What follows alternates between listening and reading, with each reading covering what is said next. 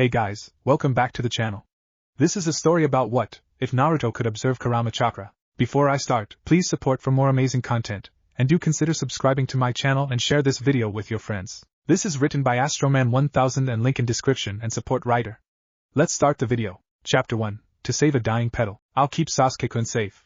Were the valiant thoughts of a smart but weak girl. But Sakura knew that, since the wave mission, she had begun to see the gaps between her teammates and herself. Unfortunately, she hadn't done much to change, coasting along on her undeniably high intellect, which was why she had to resort to booby-trapping the area she and Sasuke were in. She had been confident they would be safe, but the genin before her had cut through the traps they had triggered with little to no trouble. Look at her. Weak and alone, trying to protect a boy that's already dead. Just leave, girl, and we might let you live, HM. To drive his point home and maybe scare the pink-haired girl, Zaku let his tongue loll out of his mouth and wiggled it a bit. Turning to look Dosu, Sokka told them his marvelous plan. Let me take care of her, Dosu. This forest has been boring and I need something to take my frustrations out on, HM. Without looking at him, Dosu merely gave a short shake of his head in the affirmative. Was the crazed laugh Sakura heard come out of the boy with spiked black hair. She had only a second to prepare herself before he launched himself at her. A dull thump could be heard as Sokka's fist landed on Sakura's left cheek. Sakura let out a small cry of pain, but that's all she could do. He immediately followed up with a strong burst of air from his palms that sent her rocketing into one of the gigantic trees that would commonly be found in the 44th training ground. Gah! From her mouth, Sakura let out a small cough of blood. She shakily stood up in a desperate attempt to defend herself, and this time Zaku let her. Why do you stand, HM? I'm going to kill you, you know that, HM? Not hearing a response from the pink-haired girl, just a harsh glare, Zaku shrugged and smiled a truly sadistic smile. Your funeral, Pinky, HM. I will keep Sasuke-kun safe, I have to. Steeling herself for the incoming attack, Sakura's brain worked overtime in an effort to counter the incoming boy. He can use some sort of wind jutsu, so I have to stay close and make this fight a fist fight, but he's pretty good at that too, if his strength is anything to go by. When she finished that thought, Zaku was already upon her. This time she tried to angle herself so she would fall near one of her traps. Gritting her teeth through the pain of getting launched by another one of those wind jutsu, Sakura almost smiled. She had landed exactly where she wanted. Just a little to the left of the clearing, she had set up a large kunai barrage. Backing up just a bit so that she wouldn't get hit, Sakura prepared herself once again. Noticing something was off, Dosu called out to Zaku, "Zaku, wait!" Only to be ignored. He had already launched himself at the rosette, clearly frustrated by her unreasonable tenacity.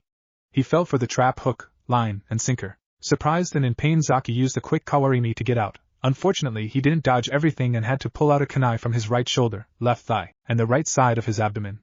It was more inconvenient than anything. He had dealt with worse, but it still pissed him the hell off. You fucking bitch. I'll kill you for this.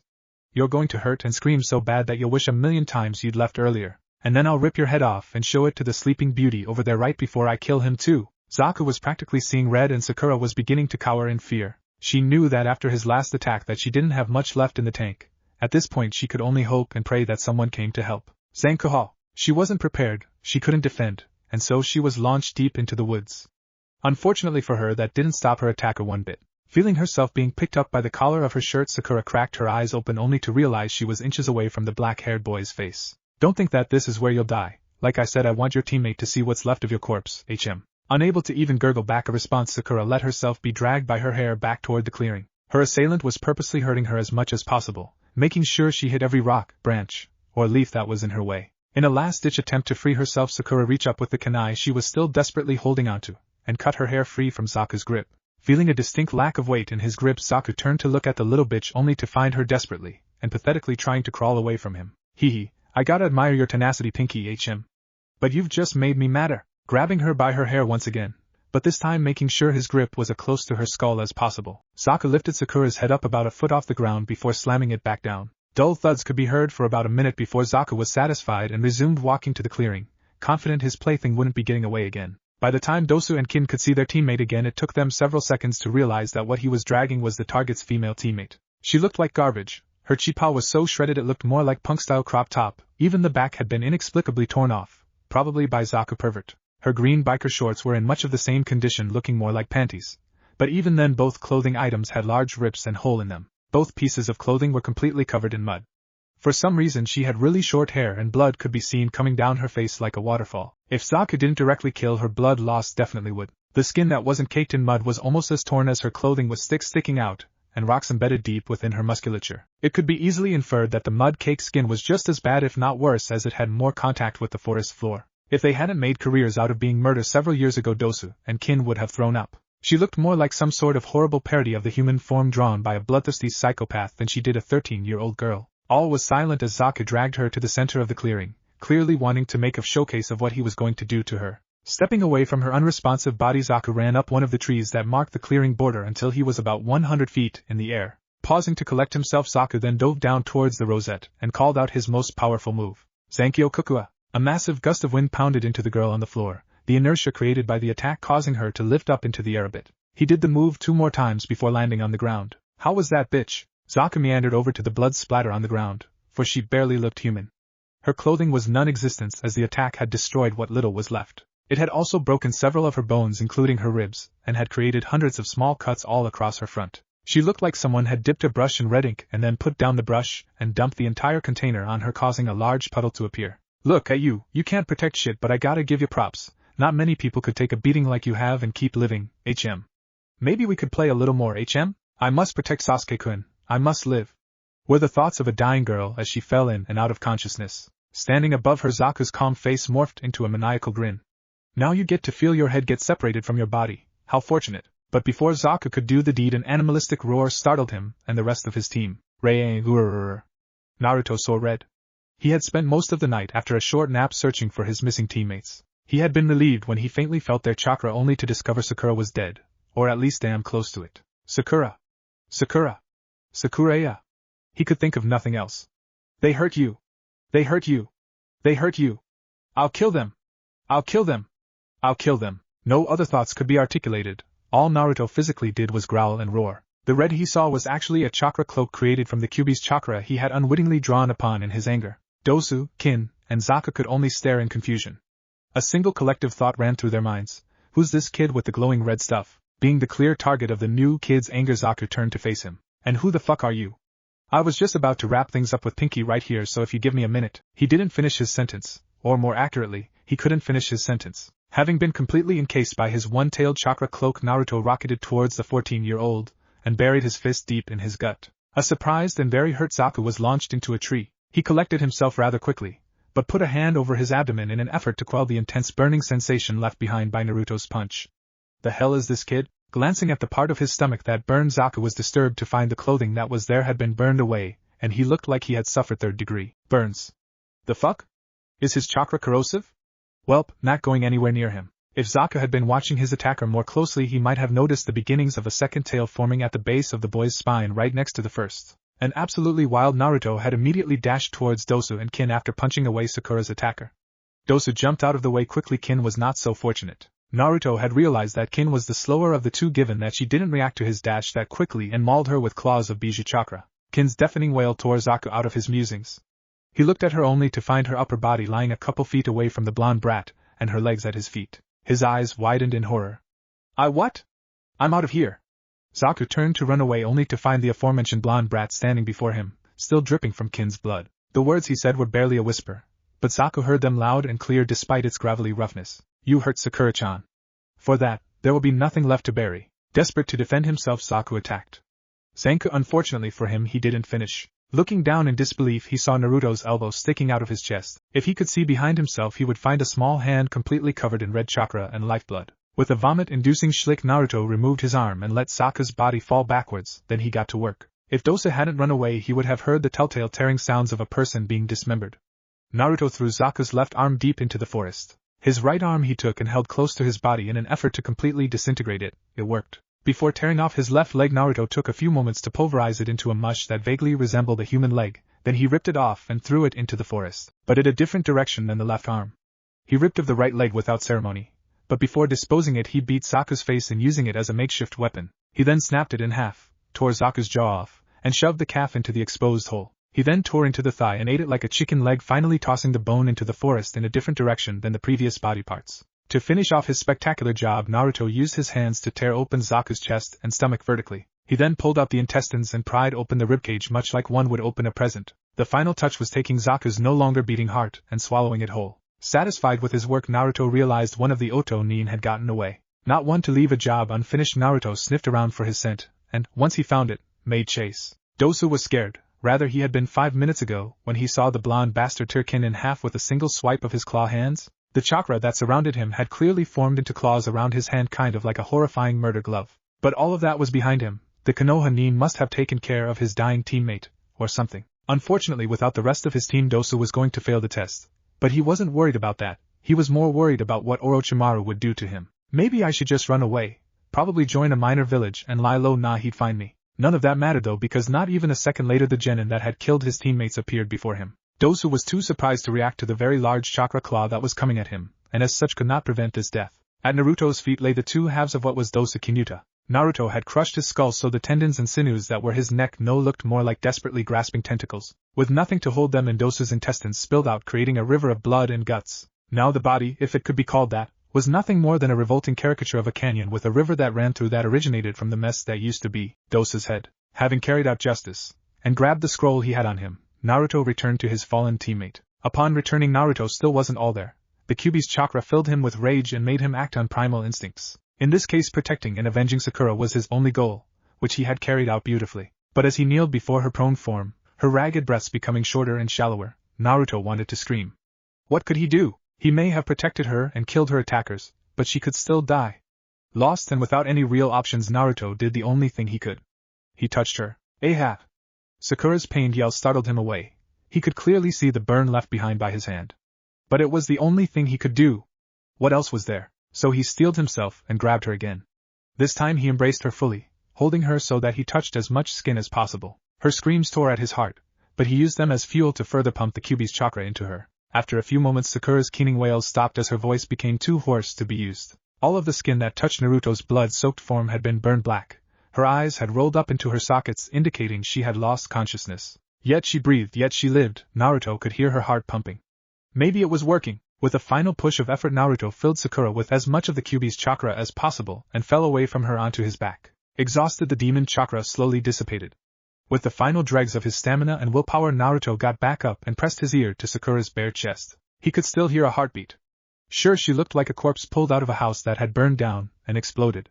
But she was alive, so he dragged her over to lie by Sasuke and completely covered the entrance to their little hidey hole with other roots and branches and fell into a deep slumber. Team 7 had caught one hell of a lucky break. No one seemed to come across their hiding spot, and as such they weren't attacked in the 4 or so hours that the entire team was asleep. On the other hand, when Naruto awoke, he realized that he was the only one to do so. What the hell? Now I have to carry the team all the way to the tower? Geez, though I ain't got a problem holding Sakura-chan, But it was the thought of Sakura that jolted Naruto to full wakefulness. He had to check whether or not she was okay. Looking at the prone girl beside him, Naruto was filled with unparalleled joy. Sure, she still looked really bad, but she was breathing, and with strength too. The rise and fall of her, still naked, chest was strong and steady. Clearly her life was in no danger. Tears of happiness streamed down his face. She's going to be okay, thank Kami, she's going to be okay. After a moment of staring at his beautiful teammate, Naruto had to turn away with a furious blush. She was naked. Making an easy decision, Naruto removed his jacket and his shirt. The jacket he made Sakura wear as a top, and the shirt he made a skirt out of by ripping open the head holes so that it rested comfortably on her hips. She looked silly, but she was clothed. Naruto's innocent mind no longer had to be tainted by the glorious image of Sakura's naked form. Those thoughts almost made him take back his clothes, but he knew if Sakura ever found out he was staring at her naked, she would kill him. So the clothes stayed on. After that little adventure, Naruto took a moment to remember what he did while under the Kyuubi's influence. He almost threw up when he remembered what each body looked like when he was done with them, how each of their faces were contorted in pain and horror. But in the end he didn't feel too bad about what he had done. They had hurt his precious Sakura-chan and they deserved it. Every last moment of pain and agony was their due. Shaking his head in an effort to vanish those morbid thoughts, another realization occurred to Naruto. Using the Kyuubi wasn't all that bad. I mean, sure, it hurt like hell to use it, but I was able to avenge Sakura-chan. I mean, if one guy could do all that to her, then what could I have done? Maybe I should figure out how to use it without going psycho. When Naruto had finished thinking, he created 61 Kage Bunshin and set 60 of them to establish a perimeter and 1 to pick up Sasuke. If Naruto had to get to the tower alone, he was going to do it well. For Sakura-chan was his battle cry, and off he went. In his mad dash to get to the tower, Naruto was able to get there in less than an hour. It was only about midday of the second day, which meant there would be a lot of time for everyone to recuperate. Especially Sakura. Even now, all Naruto could think about was making sure she was okay. Having dispelled his little clone escort, when he reached the bridge right before the tower, Naruto only had to dispel the clone that held Sasuke.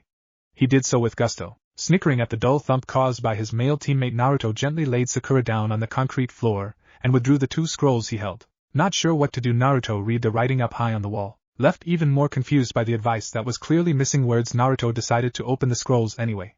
What's the worst that could happen? Were the naive thoughts of the foolish blonde. Smoke immediately started pouring out of the scrolls, so thinking it was some sort of trap, Naruto threw them away and stood in front of Sakura in a defensive stance. To his relief and confusion, instead of an enemy, Iruka appeared. "Yo!" was his casual salutation, though his eyes widened when he saw Naruto standing in front of a clearly unconscious and badly burned Sakura. Glancing around, he saw the crumpled form of an equally unconscious Sasuke. Both seemed to be breathing, which was a relief. "What the hell?" was Naruto's magnificent response. "What the hell are you doing here, Iruka-sensei?" "You see, Naruto, at the end of the second test it's set up so that we shouldn't meet up with the exam takers and I was allowed to be the one to greet you." "What?" Glancing at his large pocket watch, Iruka's expression changed from mildly amused to downright astonished. "Kami Naruto!" he exclaimed. "It's only the second day, and barely past noon. Good job on passing this portion of the exam so quickly. I was going to say that we celebrate with some ramen, but your teammates clearly need medical attention. Let's bring them to the infirmary so they can get the care they need." But Naruto was still stuck on the fact that he passed. By himself, no less. He had literally put the team on his back and it paid off. "Sakura is going to be so happy when she wakes up, maybe she'll let me take her out on a date." Encouraged by what the future held, Naruto leapt at Iruka in incomprehensible joy. "I did it!" Surprised by the flying tackle, but not completely unprepared, Iruka tried to get Naruto to refocus. Hey Naruto. We got get Sakura and SAS. Naruto cut off Iruka. "Oh Kami, Iruka-sensei. Sakura needs help, please." Shaking his head at his ex-student's excitable nature, Iruka answered him. "I already said that, Naruto.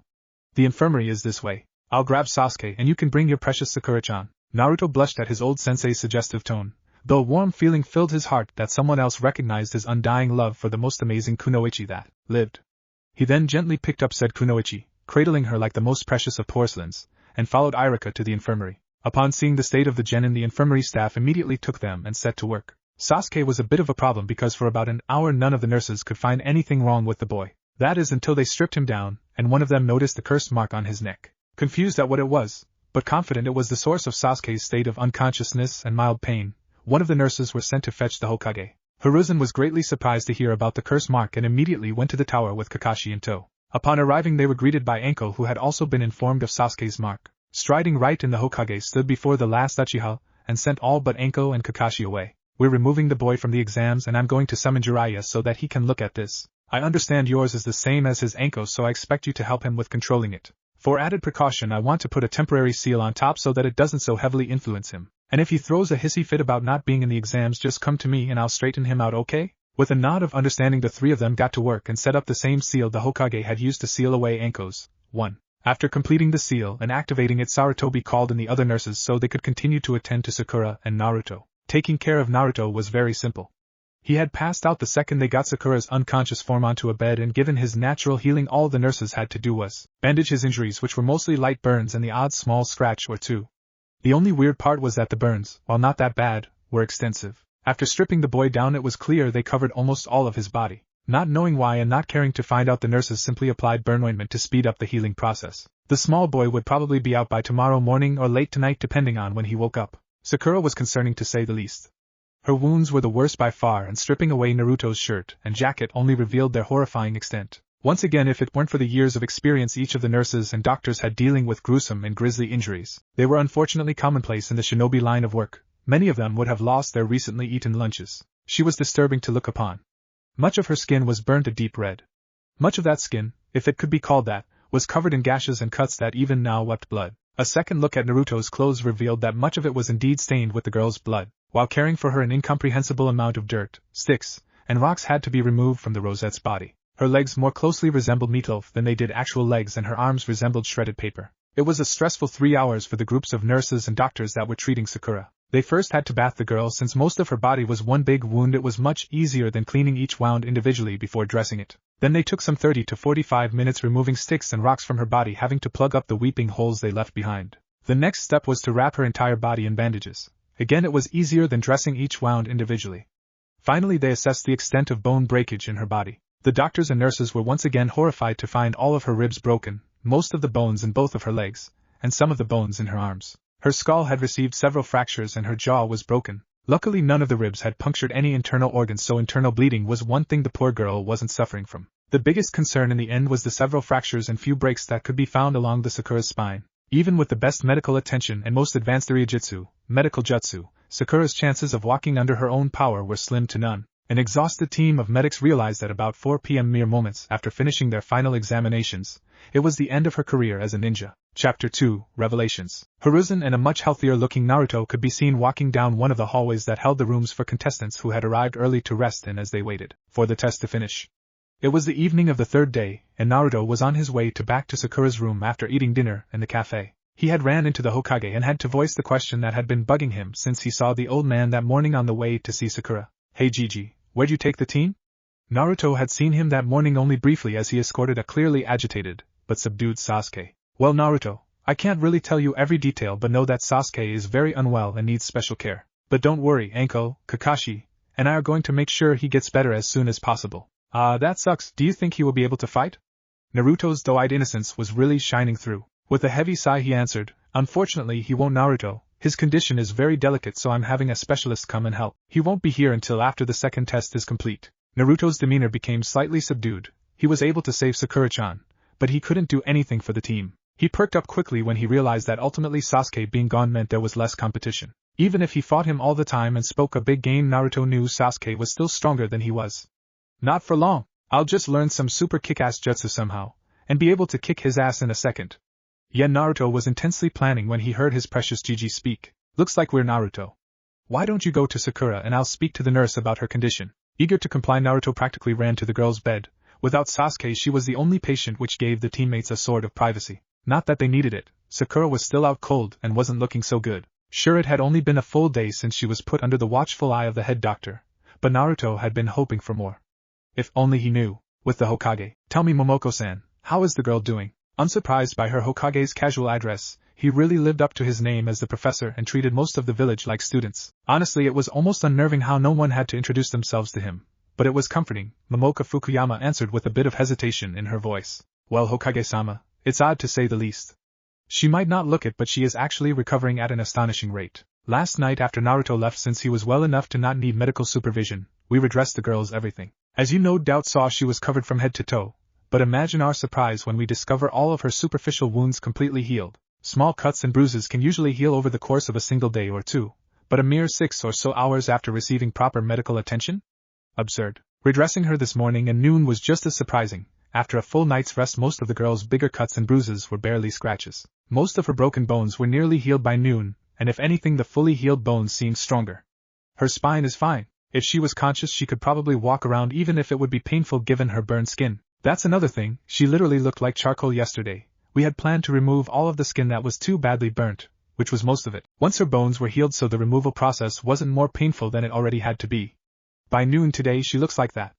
The nurse gestured towards Naruto and Sakura. Upon a closer inspection Sakura looked pretty good compared to how she should have been. If he had to compare, she looked only a little worse than Naruto had when he had arrived at the tower. In medical terms she went what could be considered 4th degree burns, the worst possible 3rd degree, to 2nd degree, almost 1st degree. Like Momoko had said, it was astonishing. After giving the Hokage a moment to study the girl, Momoko continued. "At this rate she'll be up and about by tomorrow afternoon, and completely combat ready by the end of the test. What would have undoubtedly a year's worth of recovery and physical therapy will occur in a mere 3.5 days. The only things my colleagues and I can compare it to are Tsunade-sama's techniques," and here she paused, clearly hesitant to finish her sentence. But a look from her Hokage told her to finish. "Naruto's fast healing, it's not quite on the same level, clearly a bit slower, but not by much. The only thing we can think of that answers the baffling question as to why she has recovered so quickly is that Naruto did something to speed up her healing. Using the Kyuubi is the only logical answer, but the how is what has us concerned." Momoko looked towards the old man by her side in silent horror. If he didn't like what she said, she didn't want to think about what could happen. Hiruzen was just worried. If Naruto did something to the Haruno girl that had to do with the Kyuubi, the public backlash would be tremendous. He was still hated by most of the population, but the odd prank or petty thievery were the only things they could really hold against him. If this got out, Hiruzen almost shuddered at the thought. Mabuki and Kizashi were both well-respected retired shonen even if they didn't belong to any clan. In his youth Kizashi had shown great potential. Perhaps in another world he would have been made Hokage rather than Minato. A silly thought. While Kizashi had become a full-time merchant, Mabuki had stayed in reserve duty and led a mother-only neighborhood watch. It was quite successful to the point that her side of town was rarely, if ever, visited by the prankster king from hell, and their crime was non-existent, literally. There hadn't been a crime reported in about a decade. From what he knew, they didn't hate Naruto for being the Jinchuriki of the nine-tailed fox, but they didn't really like him either. His pranks would often affect Kazashi's merchant business, cutting into his profits for the day, and he still got away with the rare prank in Mabuki's neighborhood, forcing the woman to deal with complaints for several days afterward. Having expected the boy to be an outcast, they won their daughter away from him the moment she described him after coming home from the park one day. If they found out about Sakura's current condition. In the end, if Sakura's parents reacted badly to Naruto somehow using the Kyuubi to heal her, then things could get really bad for the boy. Hiruzen had already stopped so much from hurting him. If the public had an almost legitimate grievance against him, Hiruzen would probably have to put him in hiding, or, kami forbid, with Danzo. He was brought out of his intense musings by Momoko's soothing voice. There is one last thing, Hokage-sama. Momoko was practically fidgeting, she was so nervous. When we redressed the girl at noon today, we noticed something odd. There seems to be protrusions forming on the girl's head and just above her rear. At the moment they are nothing more than the smallest of bumps. They could easily be considered odd growths if it weren't for their precise placement. The two protrusions on top of her head are perfectly symmetrical if you drew a line down the middle of her skull. The same goes for the single bump above her rear. It's even more concerning as it seems to be a direct extension of her tailbone. Sir, it may be a bit of a stretch, and I haven't shared this with the head doctor or any other nurse, but I believe she may be growing ears and a tail. The revelation gave the Hokage genuine reason to pause. If Nurse Fukuyama was correct in her hypothesis, hiding the event from the girl's parents would be impossible. A quick idea gave him reason to hope. Could they be removed? Momoko's face contorted into a deep frown when she heard the Hokage's question. It would undoubtedly be possible, but would it be a good choice? I can't say either way, Hokage-sama. They should be possible to remove like any abnormal bone growths, but we have no way of knowing if the Kyuubi, assuming it was him, did something to them, like make them super sensitive or deadly to remove. I would say that removing them without greater knowledge of the situation would be a very, very bad idea. Realizing how what she said might have sounded, Momoko's eye widened in worry. No disrespect was intended, of course, Hokage-sama. The old monkey smiled. He had such respectful ninja. None taken, child. Medicine is not my area of expertise and I have no problem being corrected when I am wrong. That aside, this is all very concerning. Let me talk to Naruto and see if I can find out the specifics of Sakura's situation. Having not been far away from the children while conversing with Momoko, it took Sarutobi only a moment to reach the boy. He had spent the entire conversation speaking to the unhearing girl, no doubt whispering sweet nothings, encouragement, and apologies for being unable to save her sooner. Hiruzen gently put his hand on Naruto's shoulder to get his attention. Slightly teary eyes were what greeted the old man, and it broke his heart. Clearly he was still torn up terribly by the girl's situation. Come, Naruto, I must speak with you a moment concerning Sakura's condition. Wiping away his tears, Naruto acquiesced. Okay, Gigi. He followed the man he considered a grandfather just outside the infirmary to what looked like a waiting room. Some teams had arrived in the evening before dinner, but they were mostly fine, so there was no one there at the moment giving the two privacy. Once they were seated, Hiruzen spoke. Not wanting to dance around the subject, he went straight for the jugular. Naruto, please tell me the truth. Did you somehow use the Kyuubi's chakra to heal your teammate? Before you panic, you're not in trouble. I know that you have zero knowledge of basic first aid, much less Irujitsu, leaving you without any real options to help her if she was in trouble. I just want to find out how this all came to be. Naruto realized he couldn't dance around the reality of what happened with his Gigi there. Even if he tried to lie, the Hokage always had the unnerving ability to see right through him and hit whatever subject was really bothering him. So with a small sigh that spoke volumes of his weariness, Naruto answered. Well, from what I can remember, I've been separated from the rest of my team, and only found them early yesterday morning. I couldn't see Sasuke, but I now know he was unconscious under the biggest tree's roots. Anyway, the second I entered the clearing I could smell it. Naruto paused for a moment there. He was clearly mustering up the courage to continue. Seeing the supportive nod from his Gigi, the boy continued. Sakura's blood was everywhere, and it had such a strong scent. Then I saw her. She was broken, lying in a pool of her own blood with that fucking spiky-haired bastard standing over her. Naruto had to stop and take a deep breath to control his rapidly rising anger. He didn't realize it at the moment, but the Hokage easily noticed the slight leakage of the Kyuubi's chakra. Clearly anger was an easy emotion to take advantage of. I just flipped and the Kyuubi's chakra was suddenly flowing through me. I was so angry, practically bloodthirsty. I tore them apart, Gigi. Literally. They had to pay for what they did to Sakura. What they were going to do after I finished dealing with them, I went to Sakura to see if I could help her, but I knew there probably wasn't anything. So, I know it was a dumb thing to do, but I needed to save her. I know the reason I heal so quickly is because of the fox, so since his chakra was still surrounding me, I pushed as much as I could into her. She screamed really, really loudly, but I knew she was alive. That's why she looked like that. The Oto-nin never used fire jutsu. The chakra burned her skin like that. Naruto had stopped once again, clearly regretting what he had done, but Hiruzen had all the information he could have wanted and needed to reassure the boy. Listen, Naruto, it might not have been the best decision, but you did what you could. And look! You passed the exam, much faster than almost everybody else. The only other team that got here before you was the Suna team with the redhead. So please don't be too hard on yourself. Sakura is undoubtedly alive because of you. And to be quite honest, the nurse even thinks that the Kyuubi's chakra is the reason why Sakura-chan is recovering so quickly. You not only saved her, but you gave her a chance to continue to participate in the exams. So smile, and get a good rest. Maybe Sakura will wake up tomorrow. And listen, about the otonin. Killing is a part of being a ninja and you have to deal with that. Don't take joy in the act, but never hesitate to take a life to preserve the one of your comrade. Not to mention everyone signed those waivers, meaning they knew the risks of entering the forest. So please rest with a light heart, and pleasant dreams, Naruto. Good night. About halfway through his speech, Hiruzen had stood up and gestured for Naruto to follow him. He spent the rest of the walk to Naruto's room finishing up his speech, and after he said good night, a much more relaxed Naruto responded in turn. Sighing deeply, the elderly Hokage returned to the infirmary to tell Momoko what he had learned and to witness the girl's redressing. Those bumps in particular were worth a closer examination, a lengthy explanation later, and that's about it. With everything that he said, I think it is a safe bet to say that the girl's healing can be attributed to the Kyuubi's chakra. Though that brings up the question of how, to most, Naruto included, Abija's chakra is acidic. We saw the effects in Sakura's horrendously burned skin, but how could it do a heel turn and begin to cure her?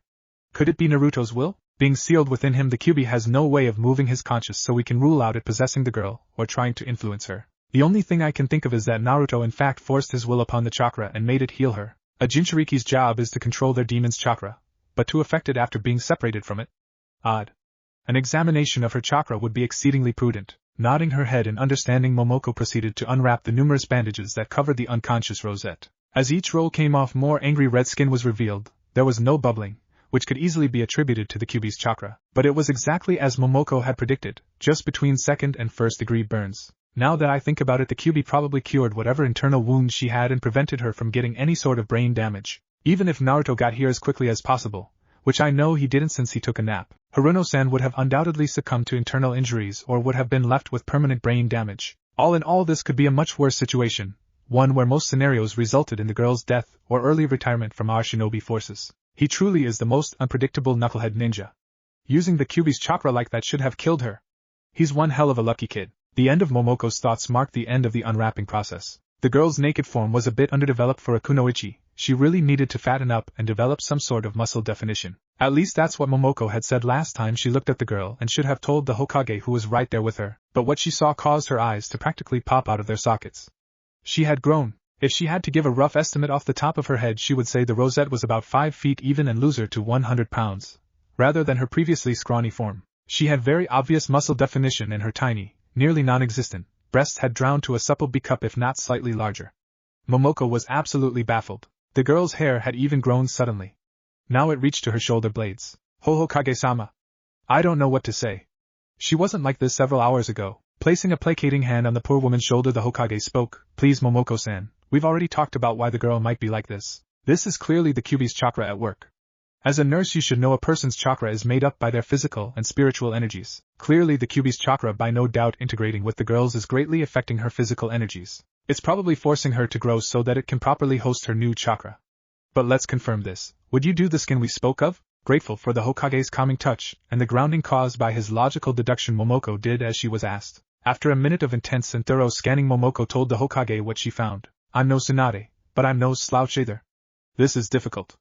Like you had guessed, the girl's chakra makeup is slowly changing. As you know, a Biju's chakra tends to be red and a human's chakra tends to be blue. Since Sakura-san didn't have much chakra in the first place, the Kyuubi's chakra has eclipsed hers by a large margin. Now the obvious result would be that the two chakras would mix and the patient would end up closer to a Biju than a human. A possibility is that they would reject each other, but that obviously didn't occur since she didn't explode at any point. But what's happening is even weirder than this situation has been already. The Kyuubi's chakra is being absorbed by the girl's own. The color of her chakra is still changing to a deep purple, but her own chakra is staying dominant. Essentially, she won't be having any surprising personality changes that would probably occur if the two chakra had simply integrated. That's all I can say though. Like I said, I'm no Tsunade. Unintentionally sounding harsh, the Sandame answered. No, you aren't. But that doesn't mean that I can't get my old student's drunken ass back here to examine the girl. Jiraiya is going to be here by the end of the test anyway to check on the last Uchiha. When the second exam is finished, I'll send him out to search for his wayward teammate. Oh, sorry, I didn't mean to sound so harsh. I understand, Hokage-sama. Back to the girl's condition, my earlier estimate of her recovery time was spot on. She should be up and about tomorrow. If anything, this event will leave her a much stronger kunoichi. If her musculature gets the same benefits that her bones did, she could probably lift 200 or so pounds above her head without the use of chakra. All the while she'll probably maintain a high level of flexibility and quickness. No shinobi's ideal body would have massive muscles, so she probably won't look grotesque. Honestly, if my assumptions are accurate, she will one day achieve the perfect female body, strong, lithe, and if the animalistic nature of the bijou is anything to go off of, ideally capable of bearing numerous children, and bouncing back without issue. I'm jealous. Looking at her Hokage, she was greeted with the unfortunate view of a lecherous grin spread across his feature. His eyes were unfocused, and he was clearly daydreaming about a sexy Sakura Haruno. Wanting to slap him, but knowing that wouldn't be in her best interest, Momoko simply gently shook her Hokage's shoulder. Disappointed that he was taken from his less than appropriate daydream, Hiruzen quickly schooled his features. Well, that's good. For her, I mean, it's good for her. I must go, Momoko-san, you know, things to do, a village to run and all that. You, keep up the good work. I'll probably return tomorrow and I'll be here the 6th day as well. Have a good night. Having said his piece, Sarutobi made a speedy exit, quite embarrassed at having been caught with less than chaste thoughts. Momoko shook her head at her silly Hokage's actions. She then turned to her patient. This is quite the situation you are in, Sakura-chan. Oh well, let me wrap you back up. I think it's time I went to bed.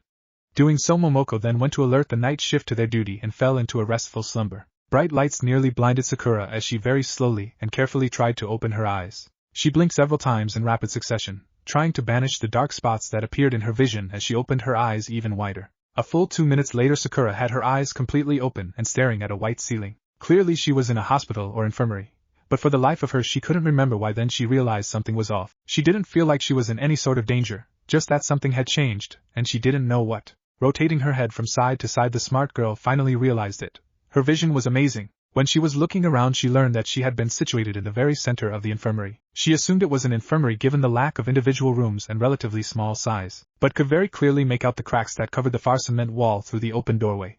Wow! Assuming this room is about 50 feet by 100 feet, making the entrance 50 feet away, and the hallway is about 10 feet wide, that's about 60 feet away. Every detail is as clear as day. What the hell happened to me that made me wake up like this? She then sat up in an effort to further assess her odd, yet amazing situation. It was at that moment a figure clad in all orange casually strolled into the room, only to stop dead in its tracks the moment it saw her sitting up on her bed. Sakura-chan. You're okay, was the scream of an absolutely elated Naruto as he practically launched himself at his teammate. Seeing her up like this, awake and alive, was so awesome that Naruto could cry. Only he was stopped by a hard punch to the head. The hell do you think you're doing, Baka? Don't touch me.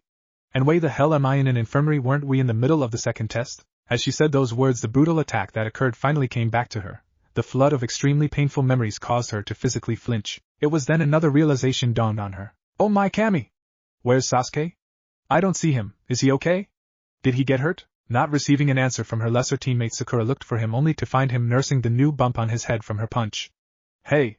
Get it together, Baka. Where's Sasuke-kun? Not wanting his longtime crush to get even madder at him, Naruto quickly jumped to his feet and told her what the Hokage told him. He was still unconscious for a while, and when he woke up, Gigi took him away along with Kakashi-sensei and the crazy examiner lady. He said the team wouldn't be able to compete anymore, but we passed just fine. Ignoring his enthusiastic ending remark, Sakura pressed for more details. Where did he take him and why? Grumbling over the fact his crush couldn't let go of the damn team even when he wasn't there with them, Naruto answered. I ain't got a clue as to where he went. I just know that Gigi said he was very sick, but that they had the best medics working on him. So there's that. Realized that her crush was alive and well, Sakura finally remembered that Naruto had said that Sasuke had still been unconscious for a while, meaning her knight in shining armor couldn't have possibly saved her. A shame, really. Dismissing Naruto as her potential savior, Sakura asked who had done it. Hey, do you know who saved me from those Otonin? I was in a really bad way and even had to cut my hair to get out. Deeply confused, Sakura ran her fingers through her long pink locks that reached the middle of her back. She knew she had cut it off to get away from her attacker, so, what the hell? Not realizing that Sakura was currently preoccupied with her magically returned hair, Naruto answered her question. Well, I did, duh. Sakura? Sakura-chan, are you listening to me? I said that I was the one who saved you and the team, I guess. Hearing the blonde idiot she had to deal with on an almost daily basis claim the impossible, Sakura flipped out. No way you saved me. It had to be Sasuke. Those Otonin would have been way too strong for a wimp like you. It sounded harsh, and it was. But Sakura feared her teammate going through the same thing she did. She didn't like him at all. He was loud, annoying, always fought with her Sasuke-kun, and wore that offending orange jumpsuit all the time. But she had been tortured and wouldn't wish that in her greatest enemy, much less Naruto. Slightly put off that she didn't believe him, Naruto simply reaffirmed his statement. No, really, Sakura-chan, I did save you. Still unable to believe, Sakura responded. Yeah, right, and how would you have done that? Well, I beat them up. Really bad. Oh, okay, sure, you beat up 3 genin who I'm absolutely sure are stronger than you, and I mean each one individually. Her last response made Naruto falter. He considered himself strong, but 3-on-1 is pushing it. Well, having faltered for a moment too long, Sakura smirked in victory. This idiot is trying to impress me with an obviously ridiculous tale. Humph, see? You can't even tell me how. I know you're annoying, but I didn't think you were a liar too. His heart broke when he heard those words. A very short battle as to whether or not reveal the true nature of his rescue occurred in his head. Choosing to tell her was an easy decision. No! I saved you, I swear it! Naruto's outburst surprised and slightly scared the pink-haired girl. A quick glance around the room revealed Naruto and her were alone. The nurse on duty must have taken a break. Looking at Naruto's distraught face, Sakura allowed him to spin his tail instead of evoking a more violent response. Finally deciding on how to say it, Naruto spoke. Did you remember how the Kyuubi attacked the village when we were babies? No duh, everyone knows how the fourth defeated the beast at the sacrifice of his own life. Well, what if I told you he didn't kill it? Then I wouldn't believe you, Naruto. What the hell is your point? Taking a deep breath to calm his wildly beating heart, Naruto continued. Well, he didn't kill it, he sealed it into a baby. That baby was me. That statement made Sakura pause, then she laughed. I know you're an attention monger, but to say something ridiculous like that? Get out of here, Naruto. Seriously, get out, I want to rest. Naruto had drained her of all of her meager stamina. She truly was feeling fatigued. Once again desperate, Naruto pulled out his trump card. Wait, Sakura-chan. Look! Sakura almost yelled at him when she saw him lift his shirt. What the hell is this idiot doing now? All of Sakura's thoughts stopped dead when an intricate tattoo suddenly appeared on Naruto's stomach. It was a big double spiral that was surrounded by weird scribblings. She would have dismissed it if it wasn't for the precise nature of the tattoo, or how it literally appeared out of nowhere. Pointing at his stomach and covering her wide-open mouth, Sakura yelled out, Well, what the hell is that, Naruto? A somber look had overtaken the blonde's face. It's the seal that holds in the Kyuubi. I told you the Yondaime sealed it into me. Why continuing was turning out to be hard for Naruto. His voice became low and slow. Why do you think the villagers are so mean to me all the time? Why do you think your parents told you to stay away from me? Naruto knew Sakura had to have been told by her parents to stay away from him after they played together that day so many years ago. She wasn't the first or the last kid who did a sudden heel turn like that after playing with him for one day. Sakura was shocked. She was flabbergasted. She was absolutely floored. She didn't know what to say. She never cared about Naruto enough to take notice of his life outside of him asking her for dates, so she never witnessed his claimed mistreatment. Not really knowing what to say, Sakura asked the first question that came to her mind. What do you mean the villagers are mean to you? Hearing her question only made Naruto sadder. He didn't want to answer truthfully, but he had already told her so much that a little more couldn't hurt, right? Quite out of character, Naruto once again spoke lowly and slowly. Well, everyone keeps their kids away from me, so I never got to play with anyone. I know they think they're slick, but all of the shopkeepers sell me bad merch at really high prices. I was kicked out of the orphanage when I was 6 because they didn't want to deal with the demon brat anymore. I was on the streets for almost a whole month before Gigi found out and set me up in a little apartment. The shopkeepers also extend to food people, so I would get a rotten tomato for 1,000 yen. Why do you think I always asked you out for ramen? Tochiji and Akane are the only ones who will serve me every year on my birthday. Mobs would chase me around town all day. Sometimes they caught me. Naruto had to stop talking because he had started crying. Once again Sakura was at a loss for words. Naruto had clearly poured out his soul for her. There was no way she could doubt the words of the crying boy. With a mighty effort Sakura slipped out of her bed. She nearly fell, but swinging her arms saved her from a harsh meeting with the floor. She was slightly thankful Naruto hadn't noticed her slight slip-up since he was preoccupied with wiping away his deluge of tears. Slowly and hesitantly Sakura wrapped her sensitive arms around her teammate. It was a slightly awkward hug since she was coming in from his side, but it was one Naruto clearly appreciated. It took Naruto a moment to realize Sakura was giving him a hug, but when he did he instantly latched onto her. Eliciting a small squeak of surprise from the rosette, Naruto engulfed her in a big bear hug and cried into her shoulder. For a moment Sakura looked like a deer caught in headlights, but she eventually, if awkwardly, hugged Naruto back and very hesitantly patted his head. This simultaneously heart-wrenching and adorable scene is what Momoko had walked in on when she returned to the infirmary from her lunch break. She had only been gone for half an hour, so she hadn't called in for a replacement nurse. She had expected Naruto to visit Sakura again. She wasn't worried about leaving him alone since he had acted like a perfect gentleman. And him visiting her is just so cute. Oh my Kami, it's like seeing a boyfriend visit his sick girlfriend. Tragic but adorable. But she hadn't expected the girl to wake up in the small amount of time in which she wasn't present. It wasn't too concerning, but now she would have to wait a while to confirm whatever she needed to be confirmed concerning the girl's health. Well, I guess I leave the two alone for now and go get Hokage-sama. With that final thought Momoko was gone, leaving the prankster and the bookworm to their tender moment. Chapter 3. Changes. It took a couple of minutes for Naruto to calm down, and Sakura's attention was wholly on him, so either noticed Momoko observe them and leave. When he heaved his last sob, Naruto slowly untangled himself from Sakura's glorious embrace and wiped his tear-streaked and snot-covered face. He certainly didn't define classy, but a good hard cry like that usually leaves you an absolute mess, so Sakura couldn't fault him for that. Wiping her shoulder a bit to clean it of tears, hopefully just tears, Sakura realized something: she wasn't wearing clothes. At least not real clothes. A glance down at the rest of her body revealed she was wrapped up like a mummy. Not wanting to freak out in front of the emotionally vulnerable boy, Sakura casually, extremely awkwardly, climbed back into bed and covered her body. Turning her head to show her teammate that he had her undivided attention, Sakura waited for him to start speaking. When he finally calmed down enough to look around, Naruto was surprised to find Sakura in bed, fully covered by her blanket except for her head. Dismissing the odd behavior in favor thanking her, Naruto spoke up. This time his voice was soft and a bit slow, as if he was carefully thinking about each word he said. "Thank you, Sakura-chan, it means a lot." Taking a deep breath, Naruto continued his tale. "So yeah, they hate me cause I hold the Kyuubi. Apparently a lot of them think I'm some sort of reincarnation of the monster. Did you ever wonder how I was allowed to become a shinobi?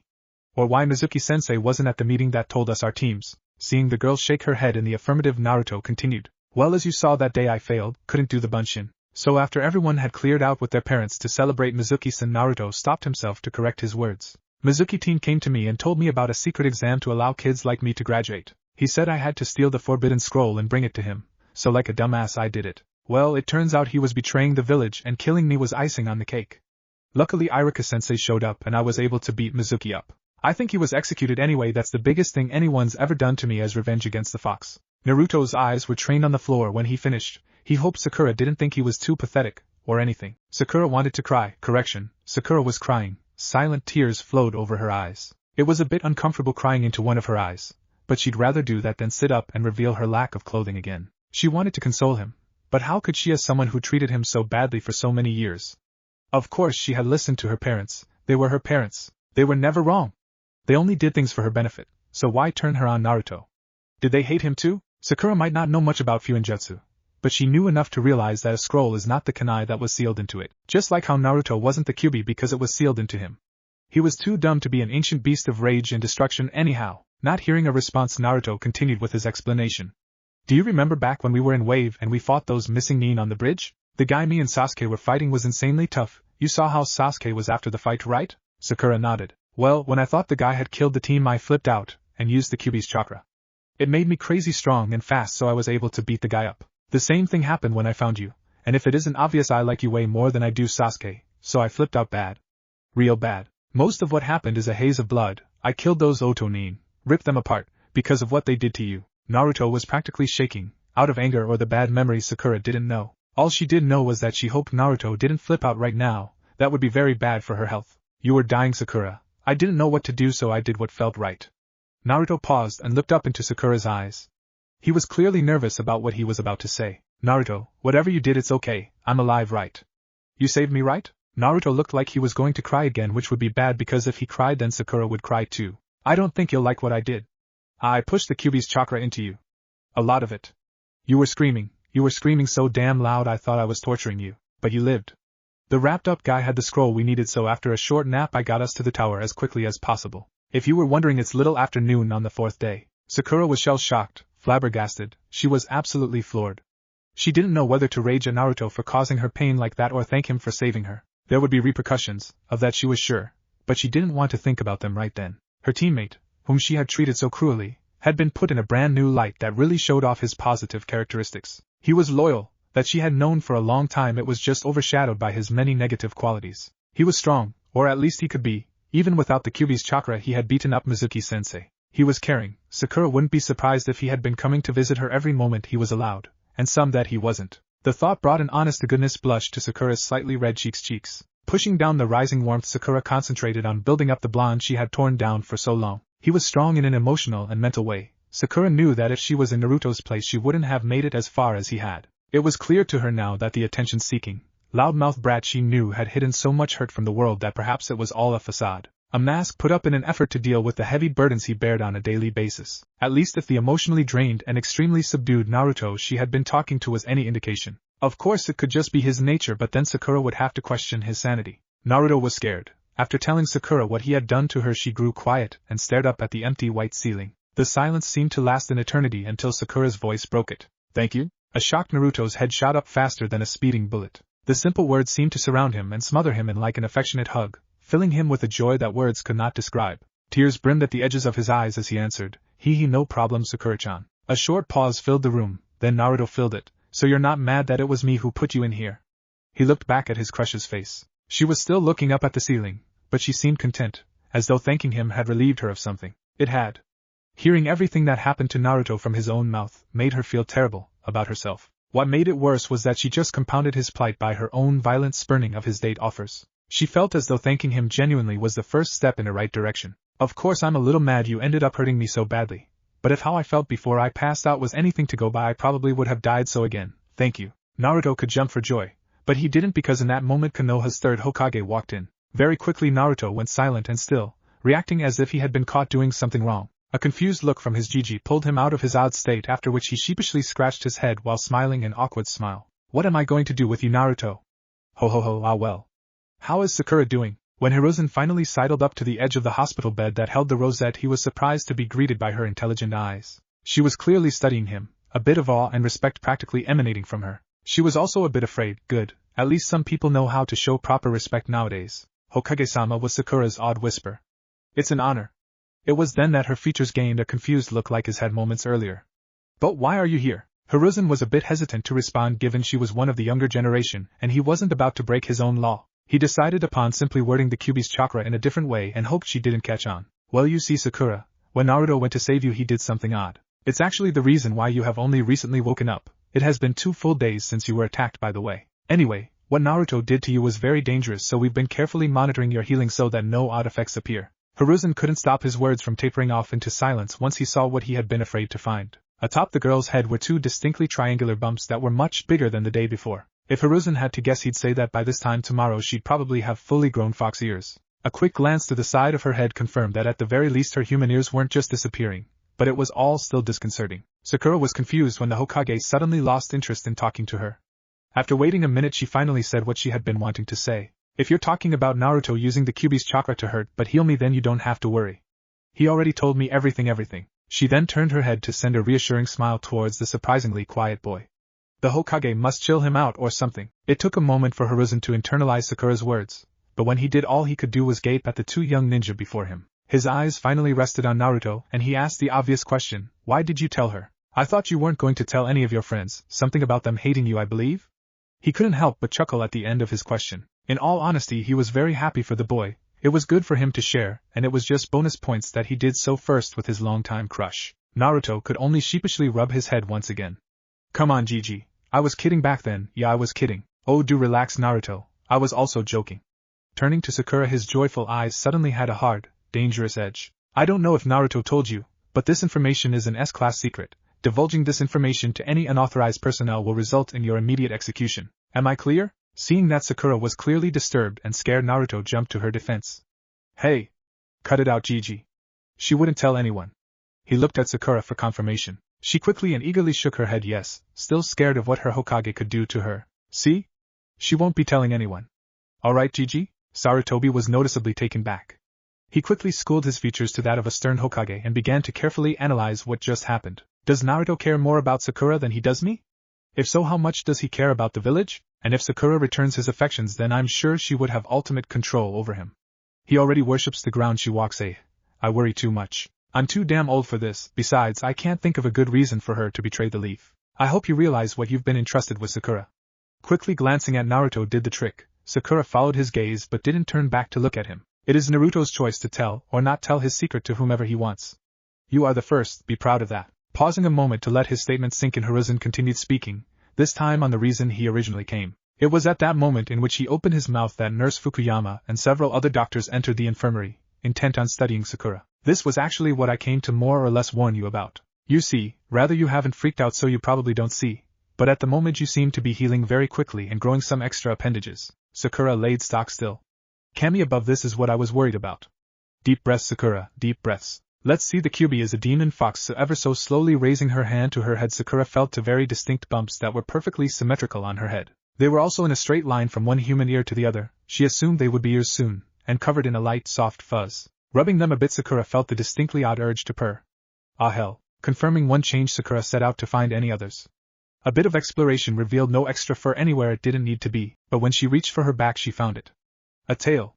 She was growing a goddamn tail. It was very short at the moment, no more than 6 inches, but the fur on it was already pretty bushy. Once again lightly rubbing the extra appendage, she noticed that the fur was ridiculously soft, and once again she was feeling the distinct urge to purr. Suppressing it and laying back down flat on her bed, Sakura opened her eyes, which she hadn't realized she had closed, and blushed. The doctors, Hokage, and Naruto, especially Naruto, were staring at her intently. She cleared her throat to get their attention and spoke, well, from what I felt I have a foxtail and some ears, I guess you guys can study me or whatever. Momoko, who was the most familiar with the girl and her situation, cleared her throat to speak. Alright, I can't imagine that this will be comfortable for you, Sakura, so I and another female colleague of mine will be conducting a thorough physical of you once everyone else is out of the room. She ended her statement with a harsh glare at the rest of the doctors and nurses as if daring them to say otherwise. Not a peep was spoken, even from the Hokage, and with a shooing motion everyone did as they had been ordered. Momoko put her hand on Nurse Katoji as a sign for her to stay back. Mari was an older nurse in her late 40s who was well known for being extremely motherly to any and all patients that she came across. It had actually earned her the nickname Mom, which most of the nurses and regular patients called her. Mari, I want you to help me out with Sakura-chan. I just know your presence will go a long way to making this a successful physical. Mari simply nodded her head in understanding and waited for the room to empty. Just as the last doctor was leaving, Momoko spoke up. Actually, wait a moment. Glancing quickly at Sakura, Momoko continued, please contact Hana Inuzuka and ask her to report here as quickly as possible for an emergency. The doctor nodded his head in understanding before slipping out the door and closing it behind him. Taking a deep breath to calm herself, Momoko spoke once again. I know you want to be here to take care of Sakura, Naruto, but we will take really good care of her, so don't worry, okay? A slightly nervous Naruto rose up from the far side of Sakura's bed. You got me, but no buts, Naruto. Wait. He spoke so quickly the words blurred together. What if I was a girl too? That certainly threw the nurses for a loop. Their first instinct was that Naruto was just being a pervert and wanted to see her naked, but the look in his eyes said otherwise. He felt responsible for Sakura's circumstances, which he was, and it was tearing him up. If all he could do was be there for her, then he will. Such passion bowled over whatever protests Mari and Momoko had. Hesitantly Momoko spoke, well, I guess if you were a girl I could give you a pass. Consider this an in-depth anatomy lesson, okay? Not a what? Momoko drew in a deep, shuddering breath. This was going to be very tough. Before she could go into a long discussion, she felt Mari's hand on her shoulder. Don't worry, Fukuyama-san, I'll deal with the boy. Why don't you talk with our patient for a bit as I prep him? Relieved that she wouldn't have to suffer through the ordeal that would be teaching Naruto, and happy for the boy since Mari was probably the best teacher he could have, Momoko turned to Sakura. Seeing that the girl was nervous, she sat at the edge of the bed and soothingly spoke to her. Hey Sakura-chan, it's going to be alright, okay?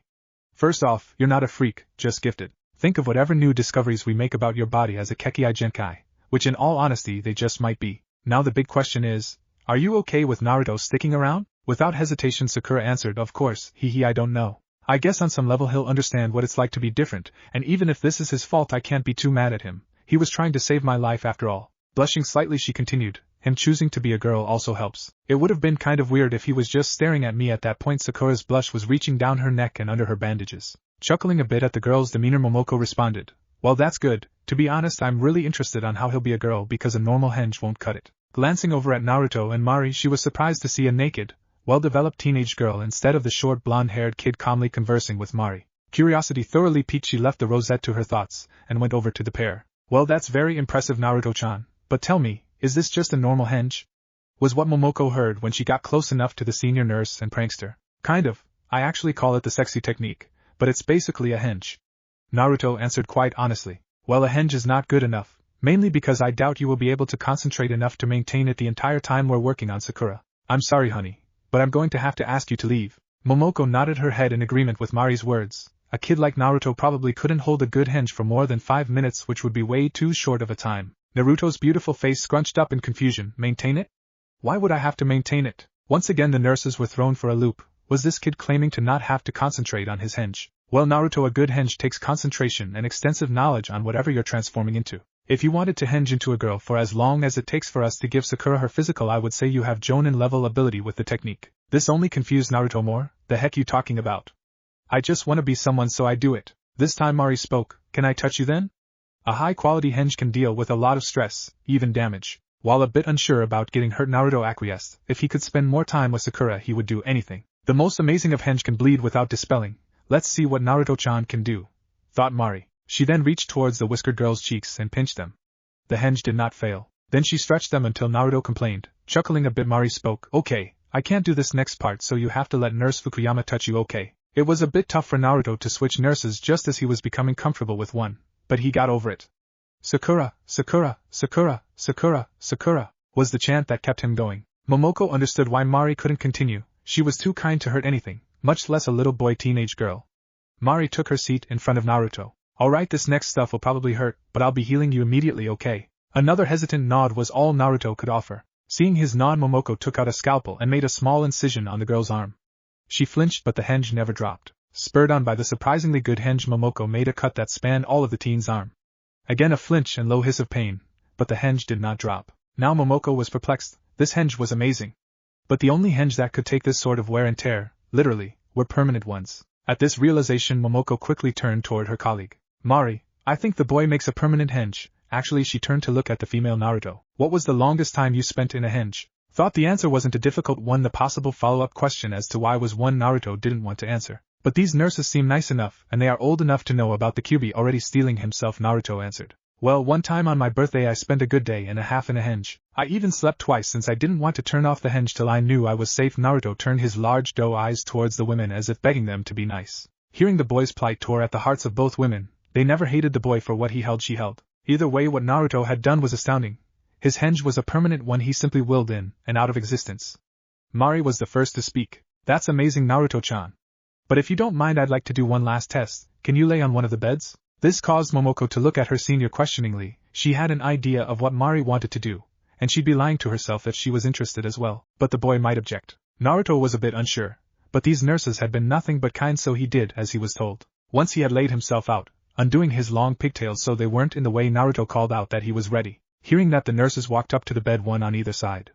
This time it was Momoko who spoke. Okay Naruto, we're going to put you to sleep for this part. Is that fine with you? Naruto had a very hard time trusting people, but these nurses were nice, and he needed to be with Sakura, so he gave them an affirmative head shake and tried to relax as much as possible. It was Mari who cast the Genjutsu, dreamless sleep technique. It was an easy enough jutsu, one that most nurses and doctors learn early on in their education, but it was amazingly useful. Alright Fukuyama-san, I think we're on the same page, so let's do this as quickly as possible. A serious expression on her face, Momoko nodded as she put on a pair of rubber gloves. One gynecological exam later, and the nurses were floored. Naruto was for all intents and purposes a bona fide woman. If she so pleased, she could birth a child. That was another thing. How did Naruto think of herself? That would be easy enough to answer when she woke up. Kai, said Mari, to release the technique on the girl. Blearily opening his eyes, Naruto asked the question he had since before he went to sleep. Can I stay with Sakura now? Surprised by the question, but endeared by the girl's single-minded dedication to her crush, Momoko answered. Yes you can, Naruto-chan, but I have a question for you. Are you a boy or a girl? Naruto looked at her like she was stupid. I'm a boy, duh. So no gender confusion is caused by the technique. That's good to know. Mari thought. Well, Naruto, what you don't know is that your technique turns you into a girl. Well, yeah, that's the point. Mari simply smiled at the interruption. Ah, but you probably don't know that you could be a mother if you wanted to, huh? You said that this was your Oryoku no Jutsu, but I think all of your henge can be permanent. Oh, Naruto blushed. He didn't know what to say. It was kind of cool that his henge was special, but it was extremely weird to think he could live out the rest of his life as a girl. I wouldn't want to do that anyway. I like Sakura-chan, unless shaking his head to rid himself of such perverted thoughts. The blushing Naruto got out of the bed he was laying on. I think Sakura would prefer if I had clothes on. Can you give me some? Having thought ahead, Momoko had already grabbed some scrubs that she thought would fit the boy. I honestly have to remind myself that he's a boy. That henge is just so astounding, actually. It might have something to do with the fox. She handed them over and Naruto slipped them on his busted physique. Alright. Now I'm Nurse Naruto. Teehee. He giggled. Let's go check up on Sakura-chan now. That was the other thing. Whether he was doing it on purpose or subconsciously, Naruto as playing the part of a girl very well, even if it was a bit of a dumb blonde act. All of the nurses, Naruto included, stood around the sleeping Sakura's bed. She had fallen asleep a bit after Momoko went over to Mari and Naruto. It was Naruto who gently shook the girl awake. Sakura opened her eyes only to be greeted by a blonde with pigtails. She almost freaked out, but then she saw the whisker marks, Naruto's whisker marks. Na Naruto? The busted blonde giggled in response. In the flesh, Sakura-chan. Since I'm a girl right now, I can stay with you. Seeing that Sakura was still slightly confused as to how Naruto wasn't simply in a henge at the moment, Mari explained the situation. You see, Sakura, Naruto has a very unique henge. It's actually permanent. Wanting to make the boy squirm, she continued, actually, if he wanted to get pregnant he could. Seeing Naruto's blushing face made Sakura laugh. Only Naruto would do something as ridiculous as make a simple henge capable of procreation, but she was glad. Now she could have Naruto near her and not feel uncomfortable. How about we get these bandages off of you and get started? I want to make sure you kids can have your first dinner together at a reasonable time. Seeing the girl's blush filled Momoko with an inexplicable warmth. They were just so adorable together. A fully naked Sakura laid on her back looking into Naruto's bright blue orbs. How could she have missed how beautiful they were? Easily. Until recently she despised the boy. But now she could appreciate him as did her, and she desperately needed a distraction from the fact that she was now buck naked. Am I falling for this blonde idiot? No way, Sasuke-kun is still the one for me. Oh, I'm just being nice to Naruto now. But she doubted herself. Like Sasuke, Naruto now had an incredibly tragic past, and unlike Sasuke, he liked her. Sakura wasn't a fool. She had just been hoping her constant praise and admiration would one day get through the Uchiha's broody exterior. As the young girls simply stared at each other, Momoko and Mari got to work. Diagnosis Jutsu quickly revealed that Sakura's growing appendages would be fully functional soon. An examination of her brain revealed no irregularities. Her eyes, on the other hand, were a completely different story. She had grown a tapetum behind her retinas, meaning her eyes will glow in the dark much like many nocturnal animals. She also had grown several rods which would give her good eyesight. Her eyes have become the perfect fusion between fox and human. A quick look at her pupils revealed they were becoming slitted. Opening her mouth revealed that her incisors had grown quite a bit. Her tongue had elongated a bit beyond what was normal for a human, and had grown many microscopic spines and whiskers that were practically identical to a fox's. Just as Momoko was going to prod with a popsicle stick, Hana Inuzuka entered the infirmary. All eyes immediately turned to her. Hello, I was called in for an emergency? But I don't see any animals around. She trailed off as her eyes landed on Sakura.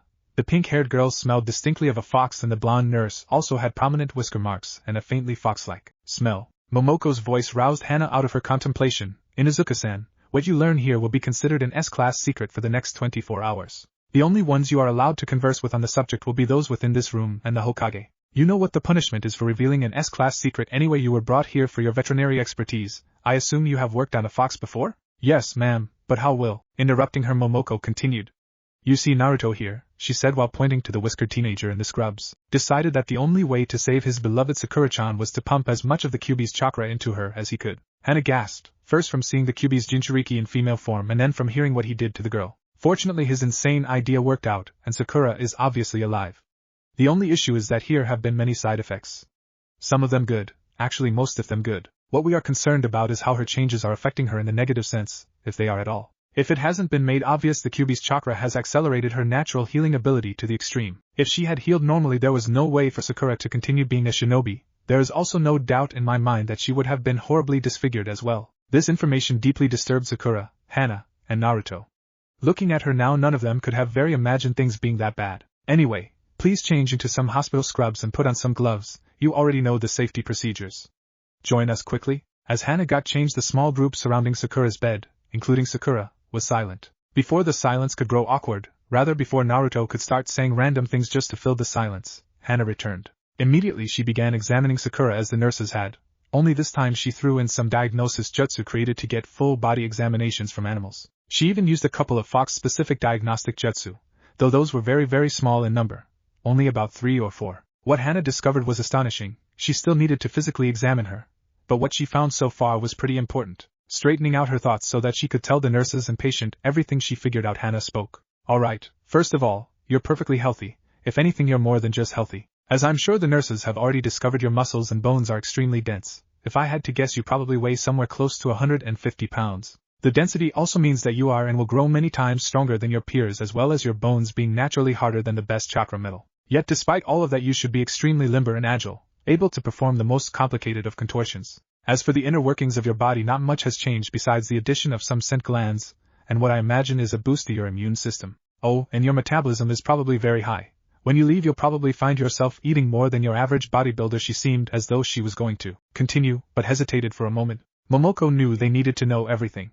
Please, Hana-san, we need to know every detail, for Sakura's sake. Well, I don't know if you've found this out already or not, but her chakra coils have grown to a tremendous size. If I had to compare, I'd say somewhere close to an active duty Jonin's.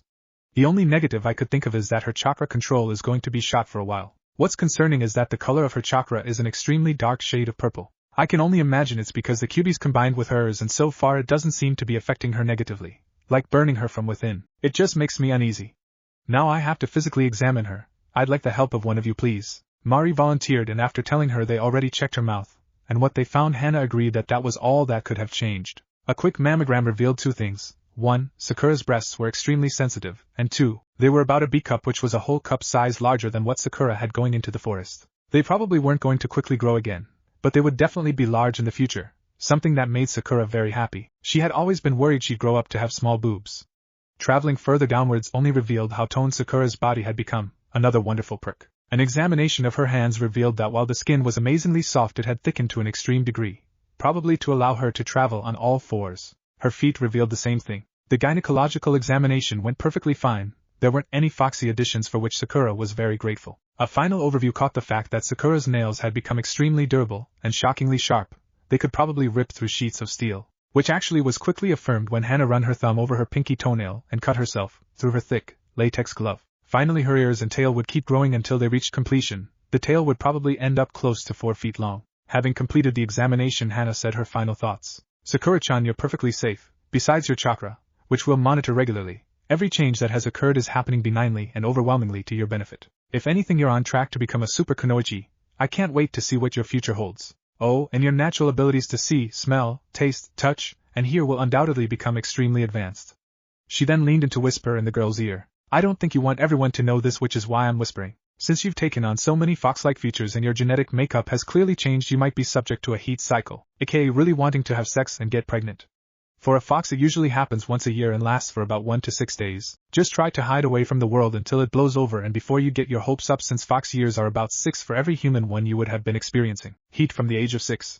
Of course, Hana paused for a moment to meaningfully glance at the Naruto. You could always find someone to satisfy you. Backing away from her lengthy talk with Sakura, leaving the girl a bright red blushing mess, Hana turned to look at the rest of the room's inhabitants. If that is all, I will be leaving. Have to pull night duty at the vet now. Momoko was the one who responded to her. Of course, thank you so much. With that, Hana was gone. Alright, seeing as your skin is almost completely healed now, and you have 0 damage anywhere on your body, you are free to go, Haruno-san. If you so wish, I'll get you some clothes right now. Sakura nodded. She really wanted to get out of there, and somewhere more comfortable. Alright then, Mari, you should go inform the Hokage and the rest of the doctors about all that we have learned. I'm sure our colleagues will want to see Sakura, but tell them they cannot unless she says otherwise.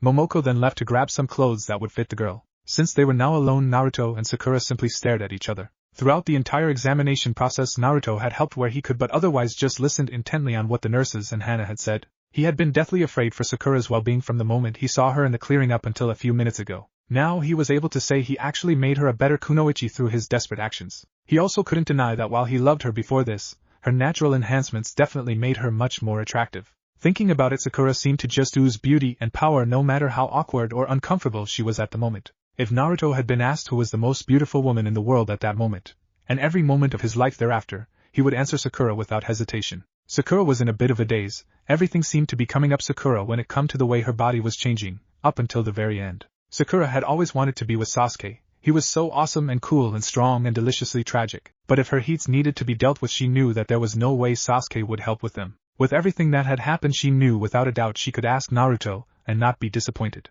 Whether she realized it or not, Naruto was slowly becoming her first choice. The rationalization was easy. Why go for a man who ignored you and treated you like an annoyance when there was a man who would treat you like the princess you deserved to be treated? Sakura knew that she could change Naruto in a positive way. He had already shown a serious side. If she could get him to study up, he could be perfect. It's rare you find a loudmouth genius. They hadn't spoken a word to each other, simply absorbing themselves into the other's eyes. The return of Nurse Fukuyama distracted them enough to break the heavy atmosphere. She looked at them with a curious glint in her eyes, but she didn't say anything about the scene she had walked into.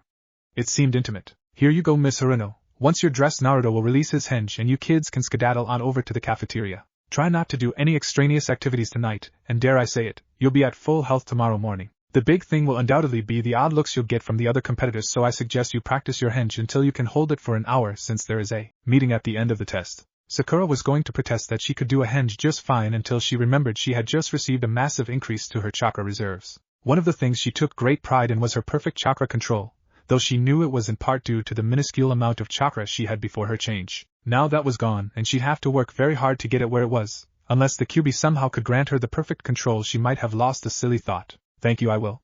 Receiving her clothes and slipping them on, the shirt was a women's small, which was to accommodate her larger breasts and longer torso, and her skirt was 2 sizes larger than the one she used to wear. Standing up, Sakura realized she felt a bit taller, and it wasn't until Naruto released his sexy technique that she understood how much she had grown. What, Sakura-chan, you're so tall. And from Naruto's perspective it was true. Unlike before where she was only 1.5 inches taller than him, she now towered almost 5 inches above him. Momoko spoke up. Well, yes, I believe we had said she was becoming the perfect kunoichi. I believe that the QB's chakra was doing it purposefully. Let me see, yes, you're just under 5 feet 2 inches right now, Miss Haruno. Momoko had cast a medical jutsu that precisely told the caster their patient's height. Wow! Was all the Rosette could say. Thinking about it, that made her the tallest out of her team since Sasuke was only around 5 feet tall at the moment. Well, I'm going to go now. I'm sure we'll be getting many patients tonight and tomorrow morning since the Chunin hopefuls mostly trickle in during the last 2 days of competition. With her part said, Momoko went to an attached office, leaving the two alone for the last time. Thank you, Fukuyama-san. Alright Sakura, let's go eat, I'm starving. Sakura opened her mouth to tell her teammate to chill out and that they didn't need to rush, but her stomach betrayed her by gurgling quite loudly. Sakura's blush was a deep red that ran down her neck and disappeared into her shirt. She couldn't protest as Naruto simply laughed and grabbed her arm, dragging her to the cafeteria. Chapter 4, The Meeting. It only took Naruto and Sakura a few minutes to get to the cafeteria, and luckily there weren't many prospective Chunin hanging about. The cafeteria was set up simply in that a short wall had a buffet behind which doubled as the kitchen, and the rest of the space was tables that could seat 8. At the moment the sand girl was eating with the brother who liked to wear makeup to the left of the middle of the hall, and Team 9 were all eating in the same table. But Niji had noticeably separated himself from the rest of his team. The creepy AIM team with the eye wraps and rebreathers were all sitting as close to the buffet side as possible. Finally, the silver-haired guy's team was there sitting close to the entrance. Despite not personally knowing any of the genin in the cafe, Sakura was still blushing in embarrassment. She was unsteady on her feet and, despite her newfound strength, was incapable of walking safely on her own, so she had to hold on the Naruto like a crutch. Since she had the height advantage, she was directly behind him and was gently pushing down on his shoulder for support. It wasn't a particularly intimate position, but her regular wobbles and shakes made her feel like some sort of street show, which to a certain extent she was. Not a single person in the hall ignored the spectacle that was Sakura trying to walk. Naruto could practically feel Sakura heating up, so in typical Naruto fashion he sought to alleviate her embarrassment. Hey! What the hell are you people looking at, huh? Why don't you eat without letting your eyes wander? Humph. Though further embarrassed by his obtuse statement, Sakura couldn't help the smile that graced her delicate features. Also, it worked to an extent since almost everyone embarrassedly turned their attention back to their meals, all except for a single bushy-browed boy. Seeing his precious cherry blossom in such a state shocked and disturbed Rock Lee to his very core. His mind raced with questions, but he knew one thing for certain: he had to help her now. Literally springing into action, Lee did a massive and acrobatic jump from his table all the way to the Team 7 duo. Oh, my dear Sakura-chan. What terrible fate has befallen you? I have come to. Lee trailed off as he stood up from his kneeled position. Sakura was all of a sudden only an inch or so shorter than he was. TCH. Move it, caterpillar brows. Me and Sakura-chan are trying to get something to eat. Lee could only gape in wonder as he watched the suddenly tall girl walk past. It took a moment to collect himself, but he attributed her newfound height a sudden growth spurt that he missed while she was in the forest of death. It didn't really matter because Sakura needed help. Another leap brought him back in front of the twosome. Oh sweet, sweet Sakura-chan. Let me help you walk. Clearly Naruto-san is not enough for your majestic stature. Sakura could barely keep the grimace off of her face as she responded.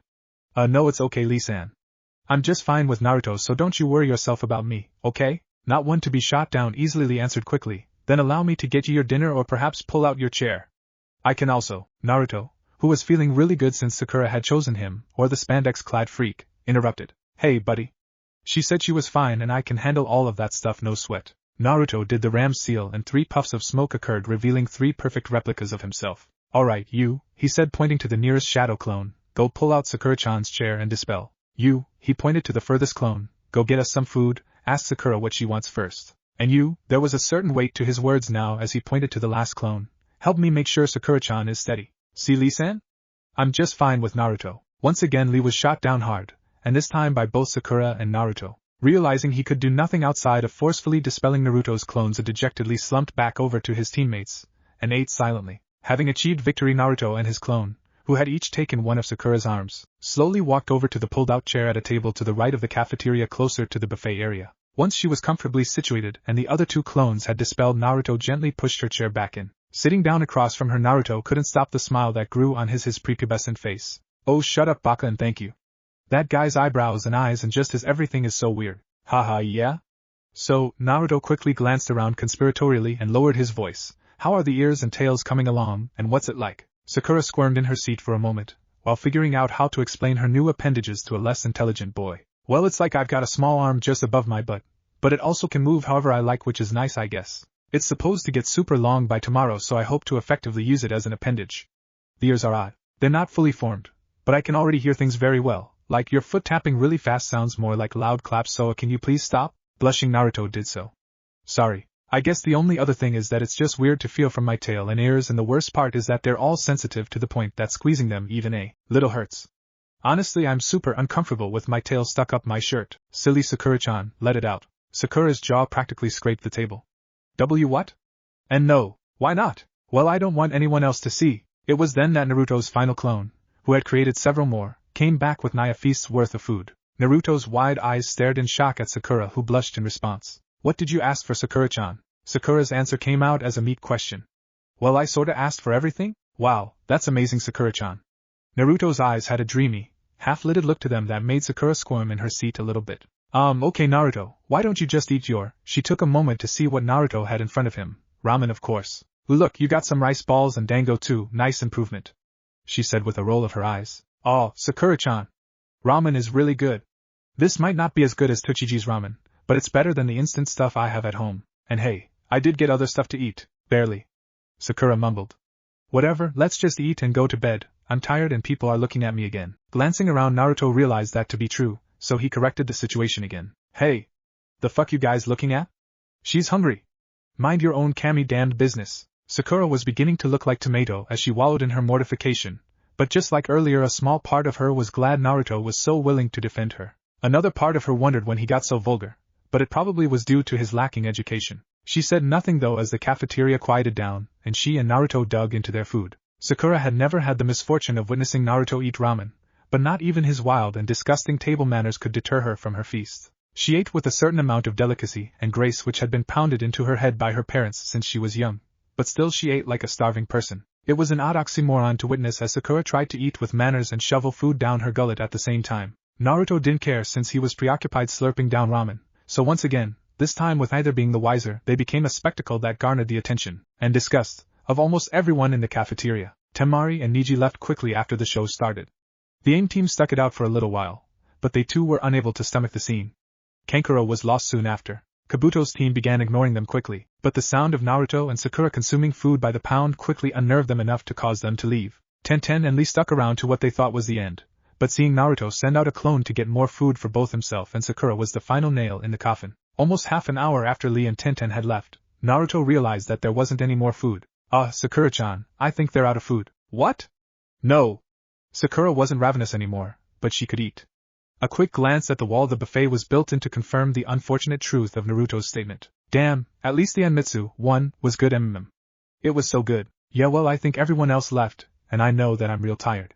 You ready for bed, Sakura-chan? Sakura answered with an extremely unladylike and loud belch. There was silence as Sakura began blushing up a storm, again, and Naruto's eyes threatened to pop out of his skull and his jaw tried to sweep the floor. Sakura then buried her face in her hands as Naruto began laughing uproariously. Don't laugh, Naruto, came Sakura's muffled, but angry voice. That was disgusting. I can't believe I did that. Sakura-chan. It's fine. It was hilarious. Now let's go. I think the workers will clear out the table. Sakura refused to move, so Naruto did the only sensible thing and threw her over his shoulder. Sakura had been too distracted by her wallowing to realize what Naruto was doing until it was too late. She let out an undignified eep as her stomach hit his shoulder, and she found herself facing his backside. Naruto, what the hell? Put me down! Smiling as though nothing was wrong, Naruto began walking toward their shared room. Well, Sakura-chan, you saw how you were when we were getting here. I think this'll be faster. So what? Sakura struggled a bit, but knew she was too weak to really do anything and gave up. At least carry me properly. Huh? What do you mean, Sakura-chan? Sakura began blushing again. What the hell is wrong with me? It's like I have way too much blood. Well, you know. In your arms like a princess. It took Naruto a moment to figure out what she wanted. Oh. You mean like in the movies? Sure, Sakura-chan, I think you're a princess anyway. Way better than that Princess Gale chick. A couple of awkward movements later and a smiling Naruto Uzumaki was holding a red-faced, fuming Sakura Haruno. Sakura was torn. She wanted to slap the shit out of Naruto for being a rude and uncouth dumbass, but he did call her a princess greater than even the legendary Princess Gale, so she settled for crossing her arms, drawing attention to her much more noticeable bust, and turning her head away from him to ignore him completely. Naruto might not have been the sharpest tool in the crayon box, but he could recognize annoyance on a person's face. He saw it quite often after all. Oh, Sakura-chan. Don't be mad. No response. Sakura. Please? A quick glance. I'll get you some more Anmitsu tomorrow. Maybe even some syrup-covered Enko. That certainly interested Sakura enough to look at Naruto. Promise? Naruto answered with an overly vigorous and long-lasting nod. Sakura paused for a moment for dramatic effect. She even pursed her lips and tapped them with her finger, as if deeply considering his offer. After letting Naruto sweat for a few minutes, she answered, "Okay." Naruto was thrown by her perky attitude, but brushed it off. "Man, girls are weirdos. But look at this, I got Sakura-chan in my arms, suck on that Sasuke team. Yay, now let's go to the room, I'm beat." On the way to their rooms, Naruto couldn't help but remark on how difficult it was to carry Sakura. "Hey Sakura-chan, you're really heavy, you know that?" This time Sakura didn't suppress the urge to clock her teammate on the noggin. He deserved it for being so dumb and rude. "Baka. Of course I am. Remember? All of my bones and muscles are super dense. I weigh somewhere close to 200 pounds. Unfortunately, Sakura had forgotten about her new, massive strength and what was going to be a harsh, but light punch knocked Naruto unconscious. Sakura fell to the ground in a heap since her sore muscles were unable to move quickly enough so that she could catch herself. After a minute of struggling to get to her feet, Sakura tried to rouse Naruto from his incapacitated state. Nothing she did worked. She even tried roughly shaking him to no avail. Ah, damn it. Resigning herself to her fate, Sakura began to slowly walk to her and Naruto's shared room while dragging the blonde idiot behind her, by his left foot. Luckily Naruto had told her where it was, but it still took her almost half an hour to find it. After uncaringly tossing him onto his bed, the sheets weren't done, Sakura fell face first into her bed's pillow and was asleep within seconds. Wamawahei-cham. A word did not exist that captured the meaning of every part of Sakura's wake-up yawn, but it was undoubtedly unique. Lots of pixie-like moans and squeals interspersed with the odd deep yawn. Despite her wake-up sounds, Sakura was very much a morning person. She had to be in order to apply all the makeup she wears and make it on time to team meetings, even if her sensei wasn't there on time. Though it may seem pointless to wake up extremely early to carry out a long beautification process only to go to a meeting that you knew you were 3 hours early to, Sakura had a purpose. You see, Sasuke always went to meetings 2 hours early in order to get in some light training. As such, Sakura had an entire 2 hours of Sasuke time to herself since Naruto had long figured out he could go to meetings 3 hours after they were scheduled. So, as per her usual, Sakura woke up ready to seize the day, only to realize the clock in her shared room read 10 a.m. For a moment Sakura's heart stopped, then it leapt into her throat. Her stomach even got into the act and dropped down to her feet, and as a final hurrah her eyeballs popped out of their sockets. If a certain blonde had been awake to witness the event, he might have died of laughter. Thankfully he wasn't. Sakura was stuck like that for a moment until she remembered that she was in the tower in the center of the forest of friggin' death. She almost breathed a sigh of relief, almost. It was several minutes after she slumped into bed that she had collected herself enough to get ready for her last day of peace and quiet before the second test ended. Glancing over at the haphazard form of her teammate, she giggled when she realized he was upside down in his bed with half of his body hanging off of it. Shaking her head at his ridiculousness, she slipped into the bathroom to take a shower since she had been too tired to do so the night before. She had even slept in the clothes she had worn after leaving the infirmary. After undressing, Sakura took a moment to appreciate her new body. She had always considered herself to be very pretty. After all, she went through constant dieting and beautification processes every day for the boy who hadn't even looked twice at her, but now she was knockout.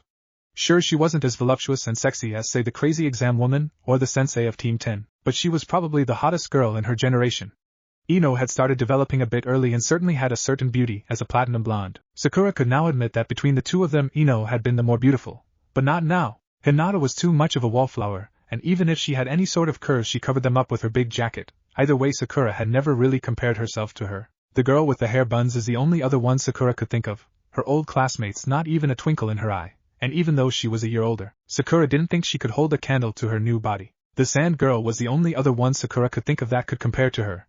But she wasn't even a Konoha nin, so it didn't really matter. Not to mention she was 15 or something. After confirming she was the hottest around, Sakura couldn't help giggling and doing a little twirl. She was sure that she could have Sasuke wrapped around her pinky if she so pleased, and if she couldn't, well, even she would question his sexuality. But all thoughts of Sasuke disappeared when she stood in front of the bathroom mirror and truly took in her lovely features. She didn't look extremely different. Structurally her cheekbones were a bit higher, giving her a more regal look, and her face a bit more angular. If someone knew her, they would still recognize her without trouble. Her eyes were almost luminescent, actually. I think one of the nurses said they literally are. It's so weird, but I have night vision now. Opening her mouth revealed her more prominent and sharp canines, which would be undoubtedly useful for eating. Humph, no way am I going to start biting people. At least they don't feel uncomfortable in my mouth. As she brushed her fingers through her hair, she realized how soft and silky it felt. Wow, I've been using tons of products for a long time and my hair has never been this silky smooth.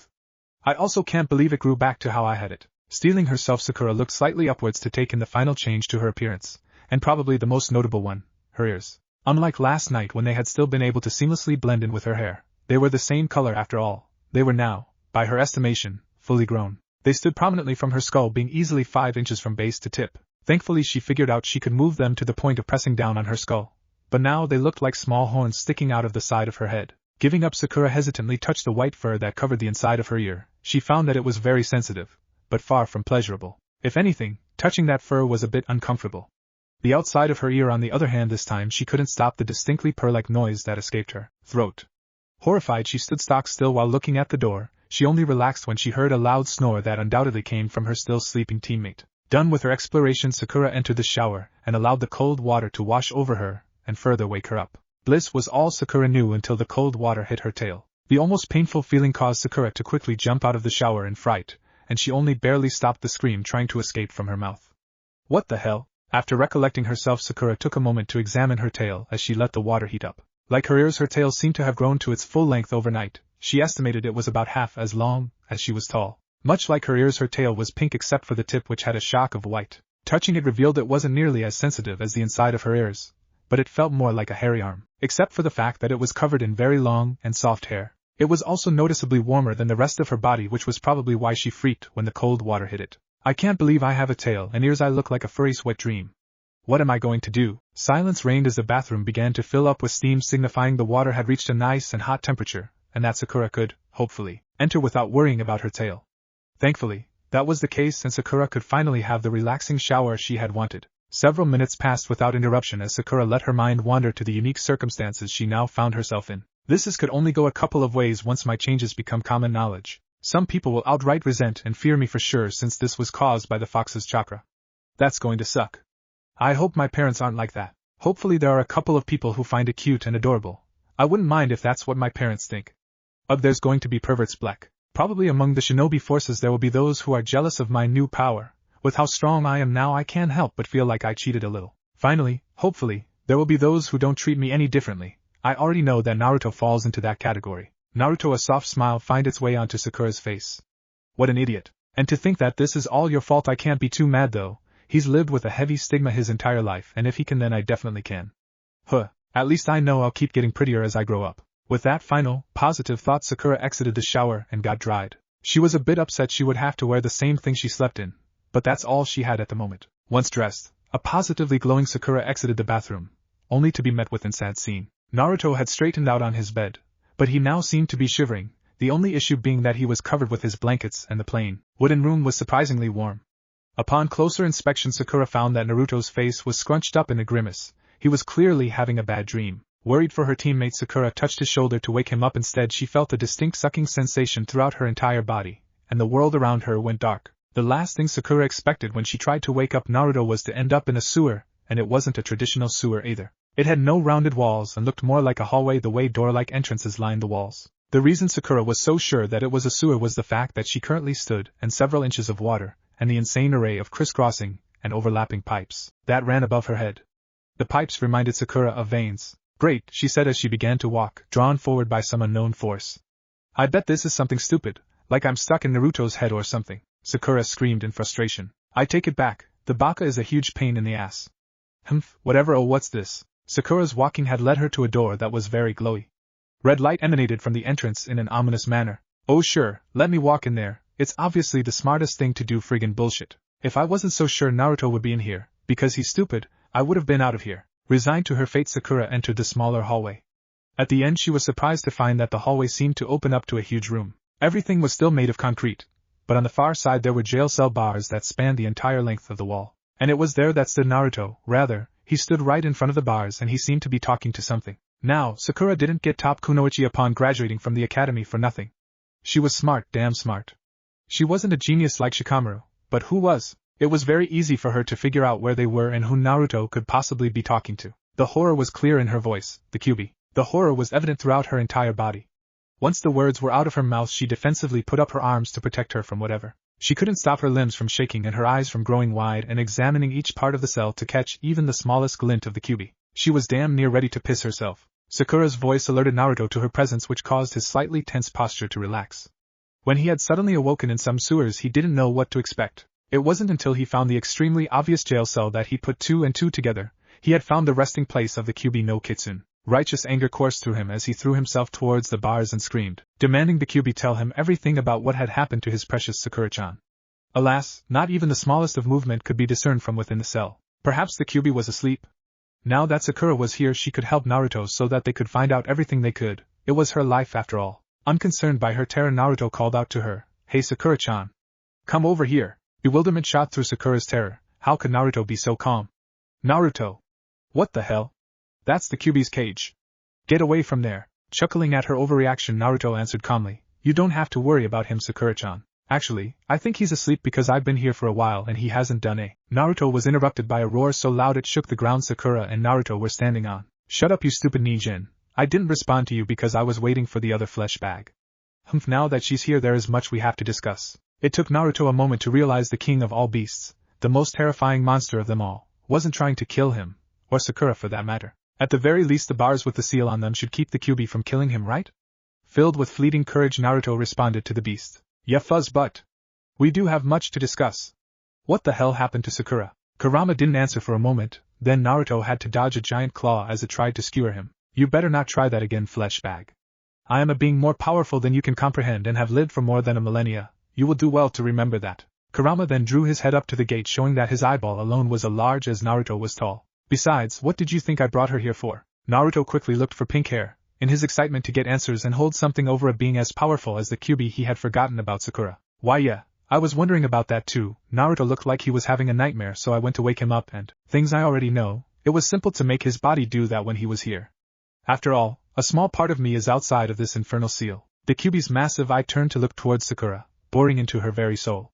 She could practically hear the grin the Kyuubi wore when he finished his sentence. Something that had vaguely nagged her in the back of her mind was the possibility of her new chakra being an extension of the Kyuubi. Of course, the nurses had said her chakra was something new, which was potentially even more worrisome. Kurama snorted, "Worry not, human. I have little control over the chakra within you. In words you simple monkeys might understand, your chakra feels like a tiny beacon to me at the moment. Unfortunately, if things go as I expect them to, I will no longer feel even that, which was why I tried, successfully, to bring you here." Upon hearing those words, Sakura visibly relaxed. She had walked up to Naruto while the Kyuubi was speaking, in case he was some sort of exeki, and chose to lean on him for support. If it weren't for him, she would have fallen over. Such weak creatures you flesh bags are anyway. You, Pink Flesh Bag, are here for a history lesson. One that my idiotic jailer could use. Wait, what? Asked a very confused Sakura. Why a history lesson? Shouldn't you, would you please tell me what else could happen to me? Or why what happened at all? Feeling left out, but knowing to keep his mouth shut, Naruto just listened to the greatest Bijou and his crush talk. So you Ningen can be respectful, good. What happened to you, Pinky, is very simple. In order to house the chakra within you, your body adapted. If I remember correctly, the chakra you flesh bags use is made up of physical and mental energies. And if the dreams this one has, a giant claw pointed towards Naruto, are anything to go by, you are already quite smart, for an insignificant flesh bag. So your physique had to improve. As for your new looks, I take the form of a fox. And you female flesh bags have several ingrained instincts that I'm sure influenced your change. Sakura was struck by the Kyuubi's forwardness. Oh, thank you, I guess. Too bored to stay quiet, Naruto interjected. Yeah, that's nice. Sakura was already the prettiest girl in the world. What's your point?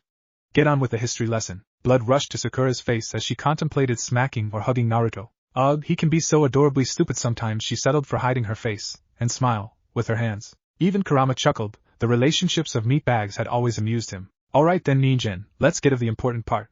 I'm sure you've heard of the Sage of Six Paths, correct? Sakura nodded. Of course she did. Naruto shook his head no, sounded boring like history. Sakura had felt the head shake and sighed as she quickly explained. Didn't want the only person being who knew anything about her condition get mad at them for Naruto's stupidity. The Sage of Six Paths was the progenitor of Chakra and Nishu. Many great clans traced their lineage directly to him. I think the history books say he saved the world something, but there's not much on that. Ah. Thanks a lot, Sakura-chan. That is correct, Ningen, at least for what little you flesh bags know. Hagoromo Otsutsuki was the son of Kagaya Otsutsuki, true first wielder of chakra. She was hailed as the rabbit goddess but lost her faith in humanity, and began to destroy them, and turn them into mindless drones for her army. Hagoromo and his twin brother Hamura stopped her, but she had merged with the god tree, from which she had gained the power of chakra, and become a raging beast. The Jubi. They sealed her and made the moon and took her chakra and separated it, yada yada. Basically that chakra became us Bijou. The point is that even though the blonde flesh bag already split my chakra in half, I know I am the same as I was. The chakra within you, little pink Ningen, is not the same at all. It's fundamentally different than mine, Naruto's, or even Hagoromo's chakra. It's new and different, and I think a completely new Bijou will be born from you, or you will become one. Sakura couldn't control herself, she screamed. After a moment she was able to formulate words. What? Hell? Do you mean to tell me I will be a bijou one day? The QB blinked perhaps. I am not sure, the closest thing I can compare this to is what the gold and silver brothers did when I ate them. But their chakra didn't change like yours did, they simply became similar to other jailers, though they did gain whisker marks much like the idiot here. I do not believe you will change physically anymore, you are also quite smart so you won't suddenly be changing personalities. I believe your chakra will gain a sort of sentience, and become something between human and bijou much like how you are now. Or nothing will happen. Again, this has never happened before. This time Sakura did fall to the floor. Luckily Naruto noticed, caught her, and gently sat her down. He sat down with her so that she could lean on him for support, again. So nothing might happen? I said that, didn't I? Thank Kami, but would you help me if something else happens? Sakura's eyes were desperate and pleading, she was at the end of her rope and only Naruto's presence was keeping her from falling. The QB was silent for a few moments as if considering her request, then it laughed, loudly. Silly meatbag, why would I do that? If anything I will enjoy seeing you torn apart from the inside out. Now be gone, you have been in my presence for far too long. With a dismissive gesture from his oddly human-like paw, Naruto and Sakura were sent careening back to reality. Naruto darted up from his bed and Sakura fell onto the hard wooden floor. Both were panting as if they had just gone through their team exercises with Kakashi. They even wore the same scared and confused look until they realized they were back in their shared room. A quick look at the clock revealed that it was only 12 o'clock, making Sakura realize time passed differently wherever that had been. She then looked up to find Naruto's eyes glued to hers in tense understanding. They spoke simultaneously. What do we do now? Chapter 5, Checkup. It took the genin almost half an hour of quiet contemplation and lazing about on their beds, for Sakura to finally decide how to move forward. Naruto? Do you know where the Hokage is right now? Naruto sat up as to better converse with the most beautiful girl in the world. No. But maybe one of the nurses know where he is. Or the proctors? Still sprawled out on her bed, staring at the ceiling, Sakura blinked. Maybe let's go eat first, I'm starving. Lunch was a simple ordeal since no one was around to witness the two bottomless holes that claimed to be human empty out the buffet. Sakura couldn't have been happier since there was no way to hide her new accessories, and she didn't feel ready to deal with the public opinion just yet. Now they were at the infirmary and were pleasantly surprised to find Nurse Katoji on duty. Nurse Katoji. Haruno-san, how are you doing? I see your new appendages have grown in completely. Are you here for your checkup? The question made Sakura pause. What checkup? Mari's face showed mild surprise, but it passed quickly. Nurse Fukuyama must have forgotten to mention it to you. We wanted to be sure everything was okay once your appendages fully grew in. Inuzuka-san was even going to come in again and Hokage-sama was going to have a little meeting with us to go over everything we found. If you are willing to wait about an hour at most, everyone should be here. I guess that's okay. Naruto and I were looking for the Hokage anyway, so we can wait. Oh? What for? I think it'll be better to wait until after the checkup so that everyone can hear at the same time. I understand, please return here within the hour, okay honey? Alright. Once they were a bit ways from the infirmary, Naruto and Sakura had the unfortunate luck of running into Team 10. Sakura would have seen them coming from a mile away if it weren't for the fact that they had run into each other at the turn of a hallway. Team 10 was a mess. Ino's hair wasn't put together, it wasn't even in a ponytail. Shikamaru looked pretty fine except for his missing shirt, which revealed multiple small cuts and abrasions, and Choji looked desperate. There was a certain hunger and madness that put Naruto and Sakura on edge. Ultimately, each member looked ready to pass out. That all changed the second Ino opened her mouth. Sakura? She yelled. The girl in question winced at the volume Ino reached. She had been lucky until just now that no one had yelled or even raised their voice around her. Clearly, her heightened sense of hearing was going to take some getting used to. Hey Ino. Ino recoiled in shock. The person before her certainly looked like her rival, but she looked wrong. Too pretty was probably the description she was looking for. Then Ino's eyes latched onto her old friend's newest features. Her eyes practically burst out of their sockets, and the sound that escaped her throat was barely comprehensible. Igawaha? This time Sakura had to press her ears flat to her skull in an effort to muffle Ino's high-pitched shriek. Ino then fainted. Naruto, who had witnessed the small event with little care, couldn't comprehend his fellow blonde's overreaction to seeing Sakura. Glancing at the pinkette reminded him that she had undergone some pretty massive changes recently, not that he could be blamed for forgetting. He simply thought she looked even prettier than before and the ears and tail were awesome. I think you guys are going to have to help your Ino to the infirmary. Naruto's insight was dutifully ignored by the other males in the vicinity. Choji was lost. The book lover he passingly knew in the academy was suddenly taller than him, even if it was only by a small amount. It had only been a couple of days since the test started. And then she's walking around with a tail and fox ears? What the heck is that? But he did not voice any of that. He simply stared in slack-jawed confusion. Shikamaru also ignored Naruto, but that's because his mind was racing a mile a minute. Why? A growth spurt is certainly the biggest reason behind her height. After all, it's been several months since any of us have seen each other. No wait, we saw each other a couple of days ago. Why the hell is she 4 inches taller?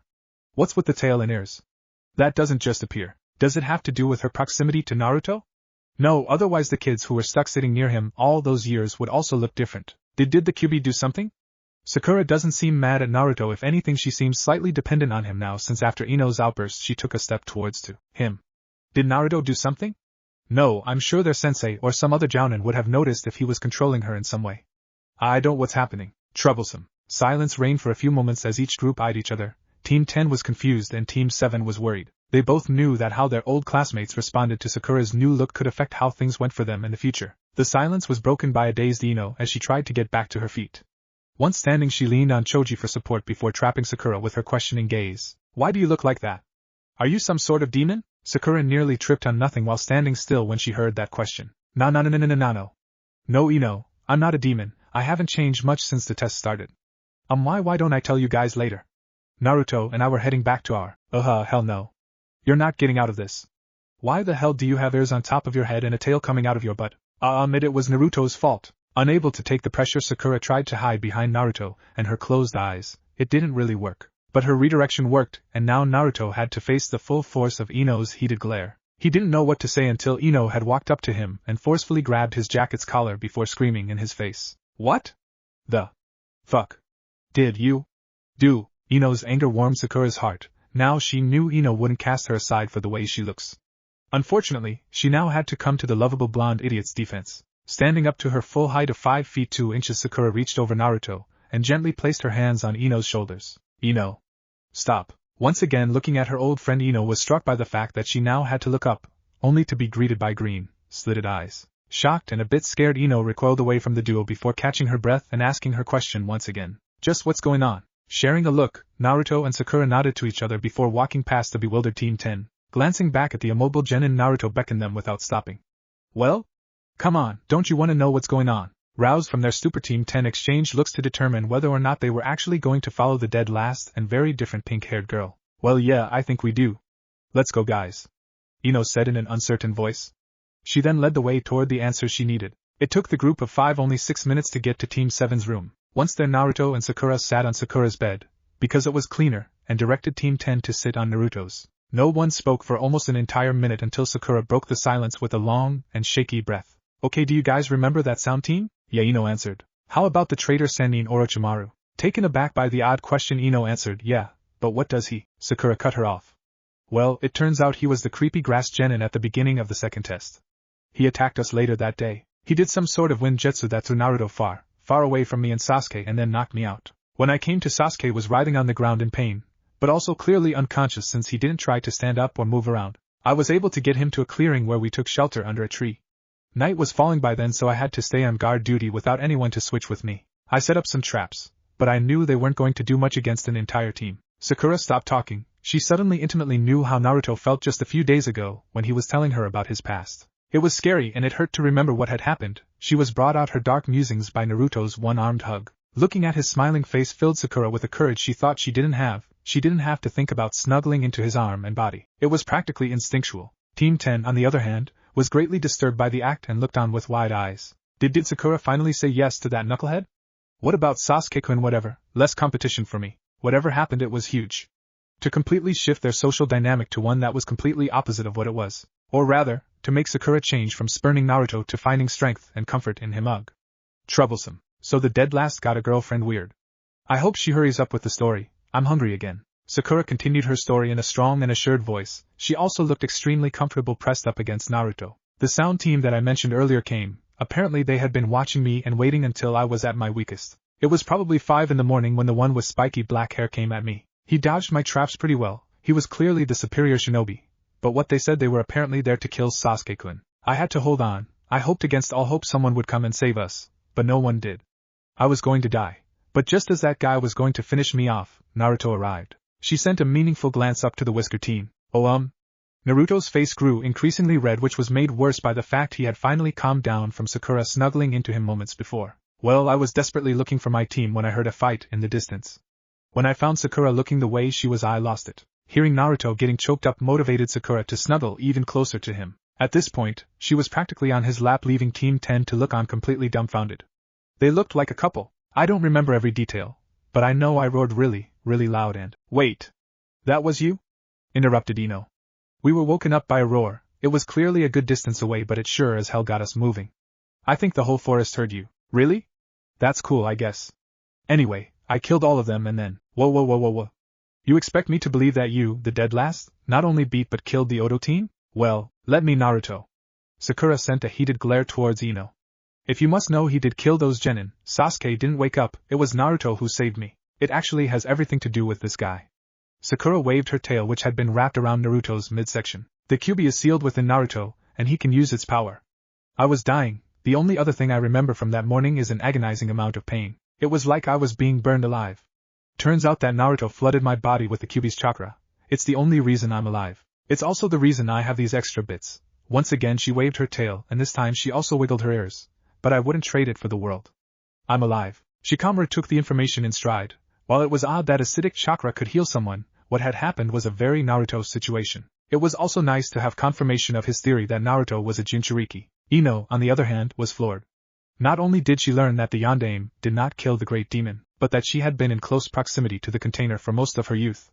It now made a whole lot of sense why her father told her to stay away from him. Then there was the fact that he had saved Sakura's life. She was certainly grateful that he did, but Ino was scared what others would think of her rival's new appearance. Choji was just intrigued by the new information. Now he knew why his dad hated Naruto so much and told him to stay away from the prankster. He didn't really care all too much though. He was hungry as fuck. Once Sakura felt she had given her old classmates the time needed to process the information she had just given, she continued. It's certainly not bad at all. She wiggled out of her warm comfort zone and stood up. I mean, just look at me. And look they did. Well, Ino looked. Choji was too hungry to be controlled by his hormones at the moment, and Shikamaru had too much control over himself to ogle the girl like a piece of meat. But they could all appreciate the fact that Sakura was now quite tall, had grown in the chest department, and seemed to be very toned as opposed to her previously skinny body. I'm strong, really strong. To emphasize her point, she did several one-armed, vertical push-ups. I'm pretty coordinated. My hair feels like silk, as does my tail and ears. I also have a ton of chakra now, which comes with the small downside of needing to build my control up again. In the words of one of the nurses who attended to me, she's going to become a super kunoichi. Pretty sweet, huh? Apparently, I'm going to become prettier and prettier as time goes on. Something about my biology wanting to be a perfect specimen or something. Ino was seething in frustration. On one hand, it was nice to see Sakura grow in the way she did. On the other, it was stupidly unfair that she had all of these benefits. A small, evil part of Ino's brain called for Sakura's blood, but she knew it was unreasonable to hate her rival for literally coming out stronger from something that didn't kill her. This just means that I'll have to work harder to be the better shinobi. When this test is done, I'll ask Daddy to train me more after team meetings. Kami knows we don't do anything as is. Looking at the time, Sakura realized she has to get moving. Sorry guys, but Naruto and I have to go to the infirmary. Actually, you guys should too since you haven't yet. With that, she grabbed a hold of Naruto's hand and practically dragged the willing boy to their destination. Nurse Katoji. We're here, announced an oddly upbeat Sakura. They might not have accepted me with open arms, but under the circumstances, I think Ino and the rest of her team took everything pretty well. Sakura-san and Naruto-san. Perfect timing. Hana-san just arrived, come with me to this side office.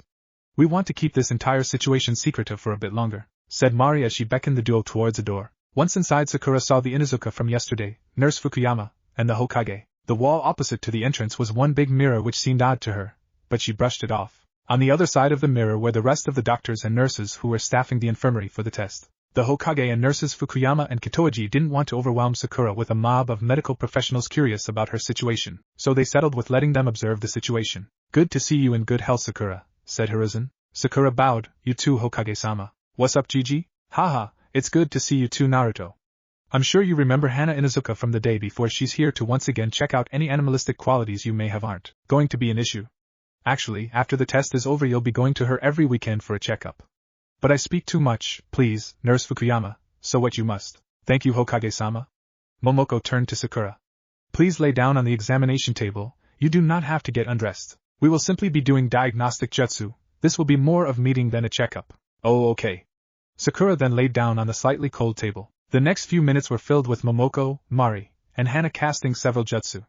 Once done, they motioned for Hiruzen and Naruto to join them around the table. Momoko spoke first. So I dealt with internal processes such as breathing, blood pressure, heart rate, white blood cell count, etc. As it stands, you are extremely healthy, Sakura-san. Everything is running at peak efficiency. We will also take some blood samples, but that can wait until before you leave. Your chakra network has acclimated to your new chakra just fine. Your flow is actually better than most jounin. Nodding her head in acceptance, Sakura then turned to look at Nurse Katoji, who answered her unasked question. I examined your body in the physical sense. I tried to get a specific number for how dense your bones and muscles are and so on. As far as bone density goes, yours are extremely dense, Sakura-san, to the point that I have to wonder whether or not the material is still bone. In comparison, your bones are about 5 times denser than a seasoned jounin's. Your muscles are in a similar situation since they are about 3 times denser. Basically, you will be able to withstand blows and lift weights your peers can only dream of. Whoa, that's cool, Sakura-chan. Smiling at her admirer's words, Sakura turned to look at Hana. As far as your ears and tail go, you're perfectly fine, Haruno-san. The muscle and bone density increases apply to your tails, and the extra ear canals created by your new ears aren't affecting your brain in the least. It's actually why the ears seem so large. With training, I can see you utilizing your tail almost as efficiently as you would your arms or legs. Your eyes are absolutely marvelous. Your scent glands aren't affecting you negatively, but I'll talk to you more about them at your checkup next week. Nodding in thanks, Sakura realized there wasn't much more to be said until Nurse Fukuyama spoke up. In case you were wondering, at the moment you are 62 inches, meaning you grew 3.5 inches during your change. At the moment you weigh 193 pounds, and that shouldn't change much throughout your life even as you grow. That said, we project your height to be about 5'10" by the time you finish growing. Wow, that's something else, Mari answered. Indeed, now come take a seat at this table, we have some more things to discuss. The Hokage was already seated at the round table, which comfortably held 6 chairs. Once everyone was seated, with Naruto and Sakura edging closer together, Hiruzen began speaking. The important change, the one that we think started all of this, is, of course, your chakra, Haruno-san. As such, surprising them all, Sakura interrupted the Hokage. If I may, Hokage-sama, Naruto and I have something very important to tell you. She squeezed said boy's hand for reassurance. This morning at 10 o'clock I saw Naruto struggling a bit in his bed. I thought he was having a nightmare, so I went to wake him up, but when I touched his shoulder I suddenly found myself in a sewer. The statement got many raised eyebrows from those around the table and the doctors that were observing. I didn't know where I was or how I got there, so I decided to simply go forward and see if I could find an exit. Eventually, I came across a hallway that emanated a red glow, and I felt compelled to enter it. I found Naruto, but Naruto wasn't quite alone. A few gasps. Exactly, I'd found the cage of the 9-tailed demon fox. Naruto was trying to wake him up. Apparently, the Kyuubi wasn't responding to him, but when I got there he spoke. He revealed that he had brought me here using what little and waning influence he had on the chakra within me. He then gave us a history lesson. Excuse me, Haruno-san, but you are saying that the most powerful of Bijou brought you to him to give you a history lesson? Sakura chuckled at the Hokage's words. I couldn't believe it either, but that's what he did. He actually told us in depth about the Rikuta Sennin and the creation of chakra and the Bijou. It was very interesting and I'd be willing to tell you all about it, Hokage-sama. But it's what we talked about afterward that was important. You see, the 9 Bijou we know were created from the Jubi that the sage fought millennia ago. When demon chakra is split, new entities are formed. Thus the Kyuubi thought it prudent to inform me of this, since I might become a Bijou? Or maybe my chakra will become an entity like a Bijou? The Kyuubi said he'd never seen something like my chakra before, so he's only guessing as to what could happen. Shocked silence was all there was for several minutes as the adults at the tried to process what they had just learned. Naruto was simply content to hold Sakura's head since she hadn't let go, and there was no way he was going to. Hiruzen was the one who finally broke the silence. That's amazing, Sakura-san, but I am concerned over the fact that the Kyuubi has influence over your chakra. He gave the girl a meaningful look. Oh. No. He had influence over it, and even then it was very little. I wouldn't be surprised if he could no longer sense me by now. Thank Kami, you've done an old man's heart a lot of good, Sakura-san.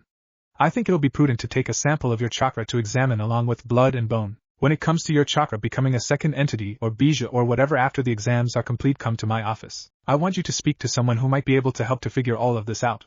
Hopefully, nothing comes of this change. Of course, Hokage-sama.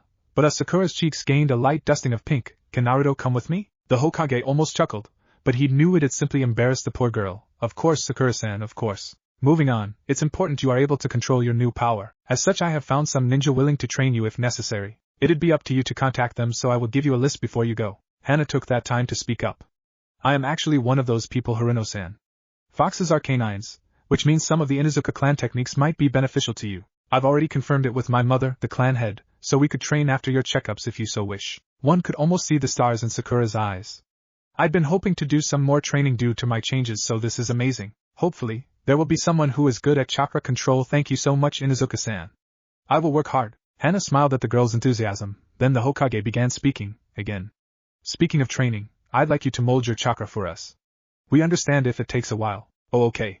Let's see. Crossing her legs on her chair to enter a meditative position, Sakura held her hands together and began meditating. For several minutes Sakura called on her chakra. Eventually, she brought it to the surface and concentrated as much as she could into her hands. The sound of several gasps broke her concentration and the hold she had on her chakra.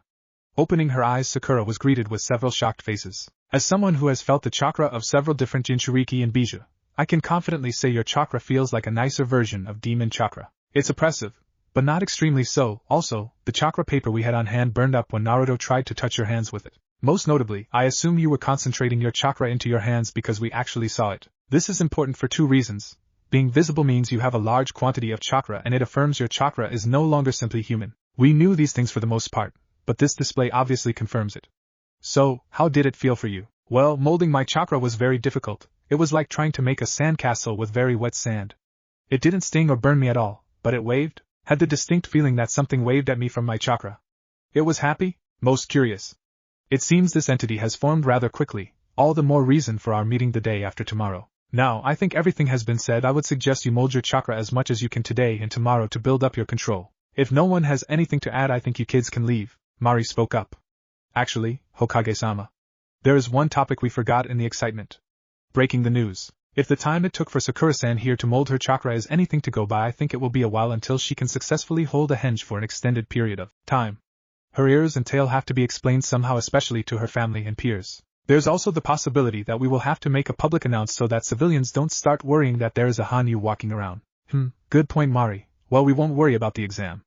Only ninjas are competing and they will have to deal with her new appearance whether they like it or not. I will make an announcement at the end of the test to them, but I will also make an announcement in public from the Hokage Tower before our meeting. In between those announcements, I will move Sakura secretly to her home and personally break the news to her parents. You will be there, Naruto.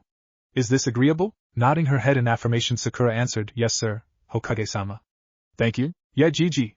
I'd love to meet Sakura's parents. The old man chuckled, That's great, Naruto. Though I'm not quite sure what to do in the situation that your parents do not react positively to your changes. Would you like to be set up in your own apartment? Sakura's eyes widened at his words. After the confrontation with Team 10, she had put out her mind the possibility of her parents rejecting her. Being reminded hurt badly. I don't know, Hokage-ase. She could live with me. I could set up a futon. We'd be fine. Naruto looked at Sakura. He could see the tears welling up in her eyes and hoped his smile would banish them. He hated seeing Sakura cry. I'm not sure, Naruto. I don't think it'd be, yes. I'd like to live with Naruto if my parents kick me out. The Hokage narrowed his eyes at the two teens, which made them fidget nervously. If it was any other person on the planet, I'd have no problem letting them live with Naruto. But this is the one girl he adores. Sure, they're adults, but most wait until they're a couple of years older before becoming intimate. Bah! Who am I kidding? Hana told me about the probability of Sakura going into heat. They'd be screwing before long anyway. She also told me about Naruto's henge. At that thought, the Hokage gained quite the perverted grin, confusing everyone in the room. Ahem, I think that will be just fine. Dinner approaches and I'm getting hungry. Scamper along, you two.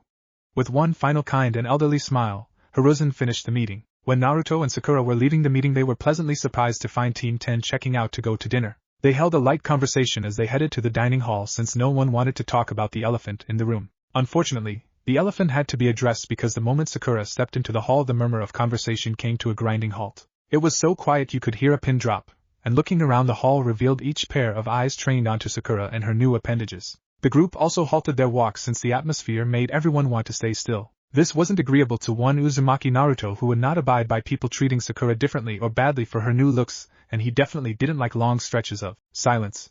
Crossing his fingers in the ram seal, Naruto wordlessly created 50 Kage Bunshin. Fuck off! They yelled in unison. And Naruto, I don't think that's the best way to go about doing things, protested Sakura, who had taken on a very Hinata-like demeanor. Of course it is, Sakura-chan. Otherwise, they won't leave us alone, or at least stop freaking us out. You know what? Let's not eat here. Alright, you guys, grab all of the food, we're going back to the room. Sakura could do nothing but blink in surprise.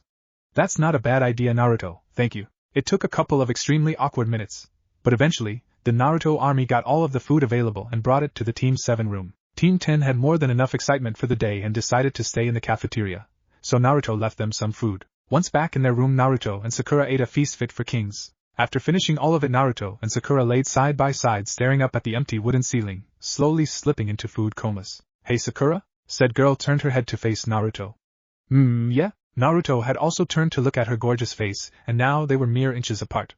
Suddenly he began to silently cry. I'm sorry. Sakura closed her eyes so that she wouldn't cry and asked what she knew was a dumb question. For what? His face contorted into a pained grimace. For doing this to you. He gestured at her entire body. Sakura almost laughed. Well, I'm not sorry.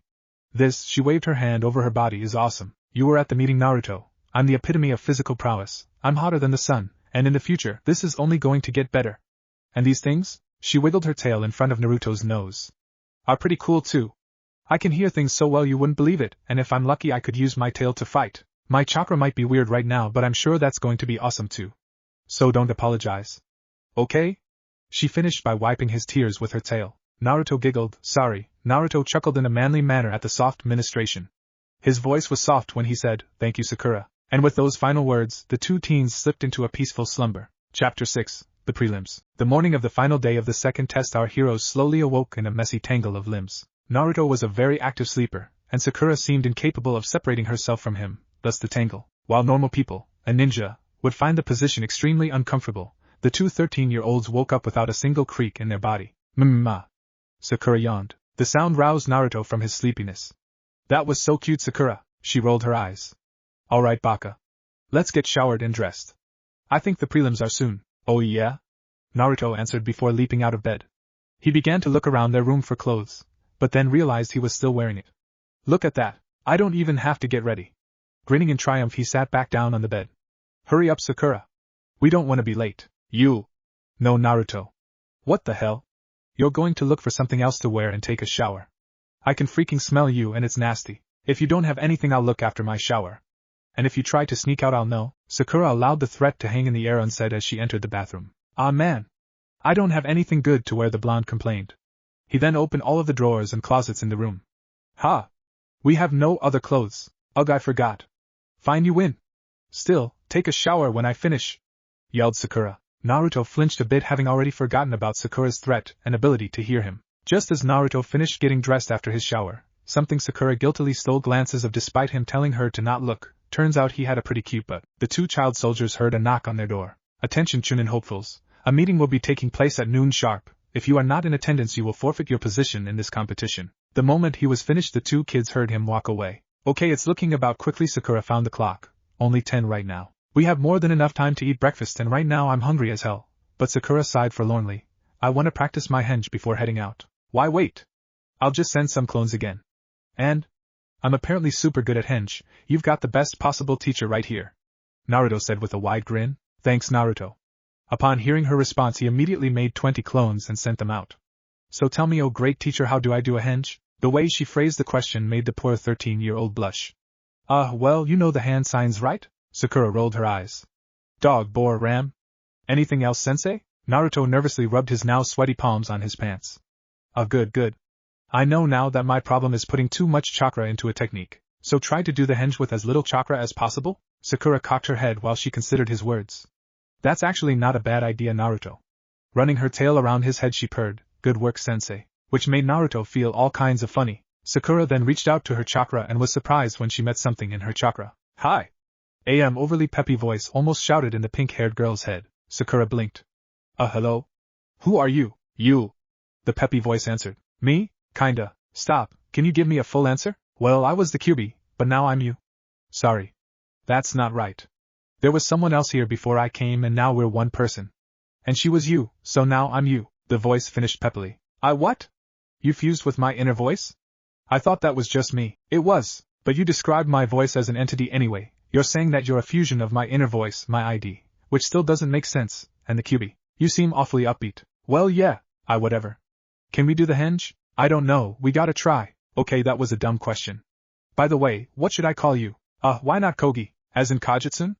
I like it. Now let's get to practicing. Yeah, since Sakura has clearly been in a meditative state, Naruto made a huge effort to stay quiet. Still, it made him quite bored and he decided to practice the henge himself. With a quiet poof, Naruto was suddenly a hot teenage girl. Naruto has never really paused to consider his form. After all, it had been intended as a joke from the very beginning. A simple and easy way to take advantage of perverted men.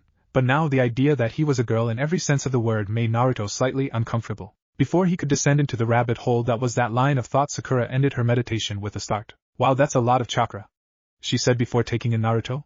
Why are you in your henge? Naruto just shrugged. Whatever. I'm going to try it now.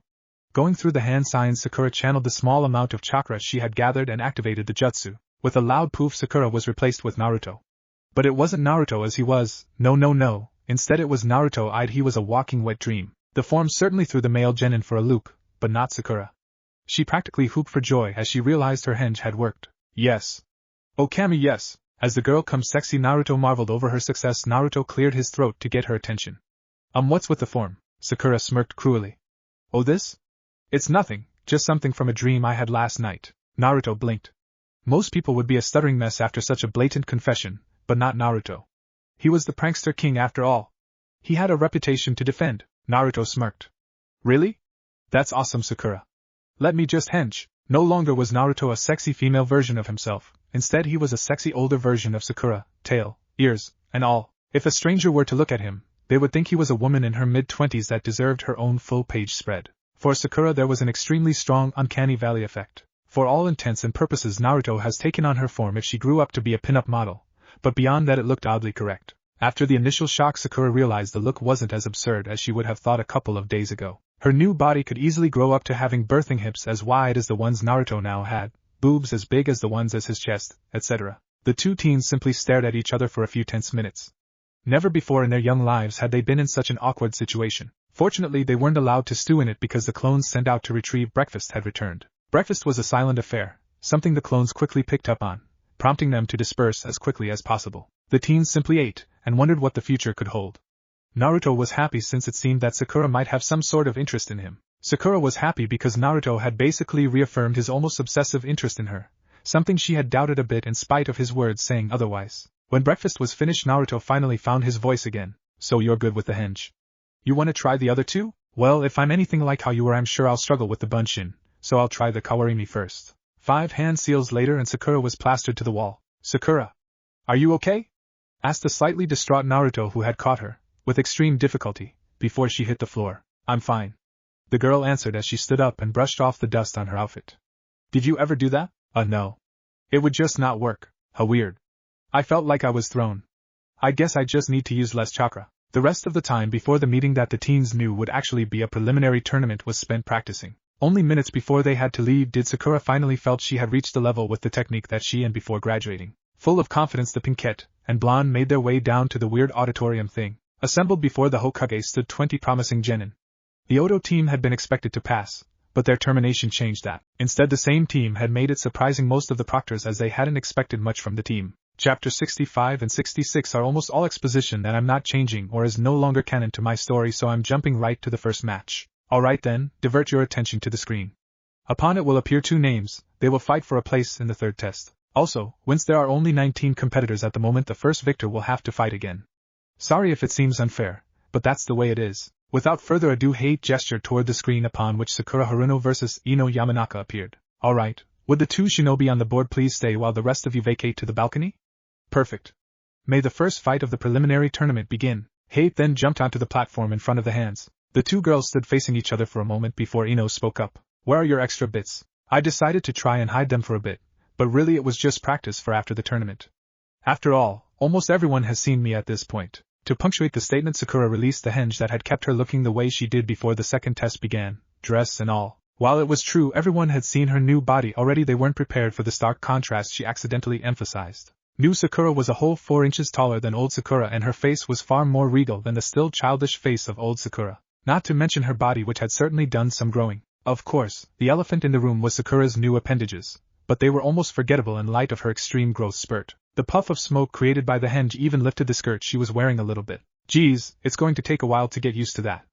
Ino muttered lowly. Well, the faster the better because I'm stuck this way. But I'm not complaining. Anyway, we have a fight, don't we? Let's start. Having been thrown off by Sakura revealing that she had heard her, Ino was even less prepared for Sakura's sudden acceleration. It was mind-boggling how fast the rosette was now. As such, Ino was definitely not prepared when Sakura's fist connected with her stomach, sneezing her flying into the concrete wall. Geez, Ino. At least put up some sort of a fight. Taunted Sakura, but Ino didn't reply. One moment, Haruno-san. Hate as he entered the arena to check on Ino. Yup, out cold. The victor is Sakura Haruno. Hurry up, medics. While the rest of the audience was shocked into silence, Naruto was cheering and applauding with a humongous contingent of clones. Sakura blushed at the praise as she jumped onto the balcony to stand by her sensei and Naruto. Alright, relax. The next combatants will be Temari and Tenten. As the 2 kunoichi in question entered the arena, Naruto and Sakura were talking with Kakashi. So, how've you 2 been? He asked without looking away from his Ika novel. That's it, sensei? Really? Look at me. Look at Sasuke, speaking of which, where is he? Yeah. You didn't even visit? Naruto helpfully added. Well, Sasuke-kun was in a very delicate situation similar to your own Sakura. On top of that, he was in danger of being targeted by Orochimaru, the guy who blew you away in the forest. Kakashi added when he saw Naruto's confused face. He's one of the Sannin and one of Konoha's greatest enemies, and he apparently wants Sasuke for something. So I've been guarding him. I did ask for hourly reports of your progress, Sakura. After all, each and every one of my little genin are precious to me. He finished with his signature eye smile. I see. Wait, you didn't say where he is. Smart as ever, Sakura-chan. I can't tell you. Oh. One of those S-class secrets? Naruto whispered conspiratorially. Yes, Naruto. Now, please pay attention, oh. Never mind, the fight is over. Both teens looked into the arena, surprise clear upon their faces. What's with that girl? Naruto asked, shocked by Temari's brutality. Tenten's battered form made quite a sight perched upon the sand. Kunoichi's fan. Sakura shrugged. Some people are just like that, Naruto. You should know that by now. Not to mention, you don't exactly have a leg to stand on, she said with a meaningful look, I guess. Kami. What the hell? Well, that was uncalled for. Kakashi said with a frown in his voice. Go Lee. Cheered Naruto as he watched the bushy-browed boy attack Temari. Idiot, don't say that. He could be disqualified. Sakura said. Who cares? That girl was being mean. Yes, Naruto. But still, I clearly won't be changing your mind anytime soon. Let's check out the board. The next fight should be soon. Hate soon after said. Would Lee Rock and Gaara of the Sand please enter the arena? Yash! The power of youth has made our fated battle come sooner! Exclaimed Lee, which Gaara promptly ignored. Alright kiddos, let the fight begin. Go Lee! Naruto cheered again. I don't know if he can win, muttered Sakura. What? Why not? Well, can't you tell Naruto? He feels very similar to something else we know about. Naruto stared at her blankly. Kami, I think that Gaara guy is a Jinchuriki. She whispered. Close enough for Naruto to feel her breath on his ear, sending a pleasurable shiver through his body. Something he noticed seemed to be happening more and more often. He pushed aside those thoughts in order to answer. Really? Yeah, Naruto. I'm a bit familiar with your friend's chakra, and that kid's feels like a watered-down version. How weird. That's it. Well, what should I say? I don't know. Maybe it's interesting to find someone who may understand you in a way no one else does? He's super creepy. Remember when we ran into him before the exam? He gives off a murdery vibe, you know. Yeah. And whoa. Holy crap. Kakashi-sensei, how can he have that much weight? Well, it just takes time. I'm sure Lee has spent the last year and a half increasing his weights whenever they became too light. Is that right, guy? Humph. Sharp as ever, Kakashi. Yes, Lee has trained himself down to the bone and even further beyond. He might not be your typical genius, but he is a genius of hard work. Whatever you say, guy. Always so cool, Kakashi. Damn you, Kami, adults around here can be weird, huh, Naruto? What? No. I think Bushy Brows Sr. is pretty cool. How? Well, you know. He's all badass. And he looks strong. And he's got a good attitude, Sakura sighed. Alright, Naruto. Actually, what Lee's doing now is pretty cool. Hell yeah. It's like he came back to life. You taught him how to open the gates, guy. Really? Kakashi asked, clearly disturbed. He had the ability. Guy answered, more serious than either genin had seen him before. It's forbidden, Guy. I can't tell you how to teach your genin, but I have lost all respect for you. What do you know about that kid? That kid has a precious thing he would give up his life to prove. So I wanted to turn him into a man that could accomplish it. That is all. Still, how many gates can he open, Guy? 5. Okay. What the hell are these gates? Interjected a confused Sakura. Lots of exposition, and if you open all 8 gates you would gain power to surpass even the Hokage, but in exchange you will surely die. Finished Kakashi. Holy crap, Sakura. Look. Lee turned red. Yeah, I can see that. Holy crap. Lee had started moving. Everywhere the genius genin moved the ground was torn asunder. The blowback practically blinded everyone watching, and only the two combatants truly knew what was happening. As the dust cleared, Gaara was high in the air, and above him was Lee going in for the kill. Shit, his muscles just snapped. Kakashi commented. This is the end. Lee screamed as he opened the 5th gate. The extreme lotus was devastating, but Gaara's last line of defense, the very gourd that held his sand, softened the blow. Lee was far too exhausted to react as Gaara's sand wrapped around his left arm and leg. Desert coffin, more cannon stuff. Almost skipped most of the prelims, tbh. The next fight will be between Choji Akimichi and Kagari. Begin. What do you think about the guy with the weird face mask, Sakura? Asked Naruto. How am I supposed to think anything? I don't know anything besides him being an AIM ninja. And his entire team is wearing the rebreathers, Naruto. Still. What's his deal? He ain't got any eyes? Who does that? Kagari deftly dodged Big Ball Choji by hiding underground. Maybe you're right, Naruto. Maybe he has no eyes. As for his fighting ability, he seems fine. He's probably good at earth techniques, which might spell trouble for Choji. Heh, maybe? But if that guy calls him fat, Kagari called Choji a fat pile of shit. Oh, what did you just call me? Choji asked, his voice a dangerous level of calm. You heard me, fat ass. This fight will be cake. You can't hit me and your extra fat form is just easy pickings with my jutsu. Hell, I can probably get you to beat yourself if I really tried. I'm not fat. I'm pleasantly plump. The rotund boy screamed as he attacked Kagari with the same exact strategy. Ridiculous. The Aim thought to himself as he went underground again. What Kagari didn't expect was for Choji to rebound off the wall like a pinball and smash the ground a little to his left. I might not be able to see you, but I can guess where you're going. Shit, if he hits me under the ground I might die. Kagari returned above ground, intent on redirecting Choji with his earth jutsu. Fine then. I can still beat your ass without being underground, Lardo. What Kagari hadn't accounted for was Choji taking the precious few moments he had been underground to set up a small trap. At Kagari's feet lay several kunai with explosive tags. I don't think so. Choji replied as he rolled not where Kagari was, but where he might dodge towards. As it were, Choji's miss further distracted the blindfolded genin from the threat at his feet, and thus took almost all of the damage from the explosion. Choji had hoped something like that would happen and once again rebounded off of the wall, and landed directly on top of the singed Aim shinobi. Confident in his victory, Choji deactivated his multi-size jutsu and waited for Hate to call the match. Downing his job, Hate checked on Kagari, and confirmed his lack of consciousness. The victor is Choji Akimichi. Nice to know Choji has picked up a thing or two from you, Shikamaru? Asuma asked his lazy genin. Please. Choji has always been this capable. Don't say such troublesome things. Though the slightest of blushes could be seen on the child's face. Heh. Whatever you say. Oh man, I wanna fight already. Naruto whined. Come on, Naruto. You'll get your turn soon enough. You might even be next. Sakura replied encouragingly. Would Shikamaru, Nara, and Mubi please enter the arena? Hate called out. Seriously? Naruto yelled, prompting his pink-haired teammate to bust the gut laughing. It's not funny. Meanwhile, things were kind of heating up in the arena. Shikamaru had used his shadow copy jutsu right out of the gate, and had caught the ignorant Aim genin. From there it was as easy as threatening Mubi with suicide to get him to give up, earning Shikamaru the victory. That sucked, Shikamaru. Naruto complained. I won, didn't I? So?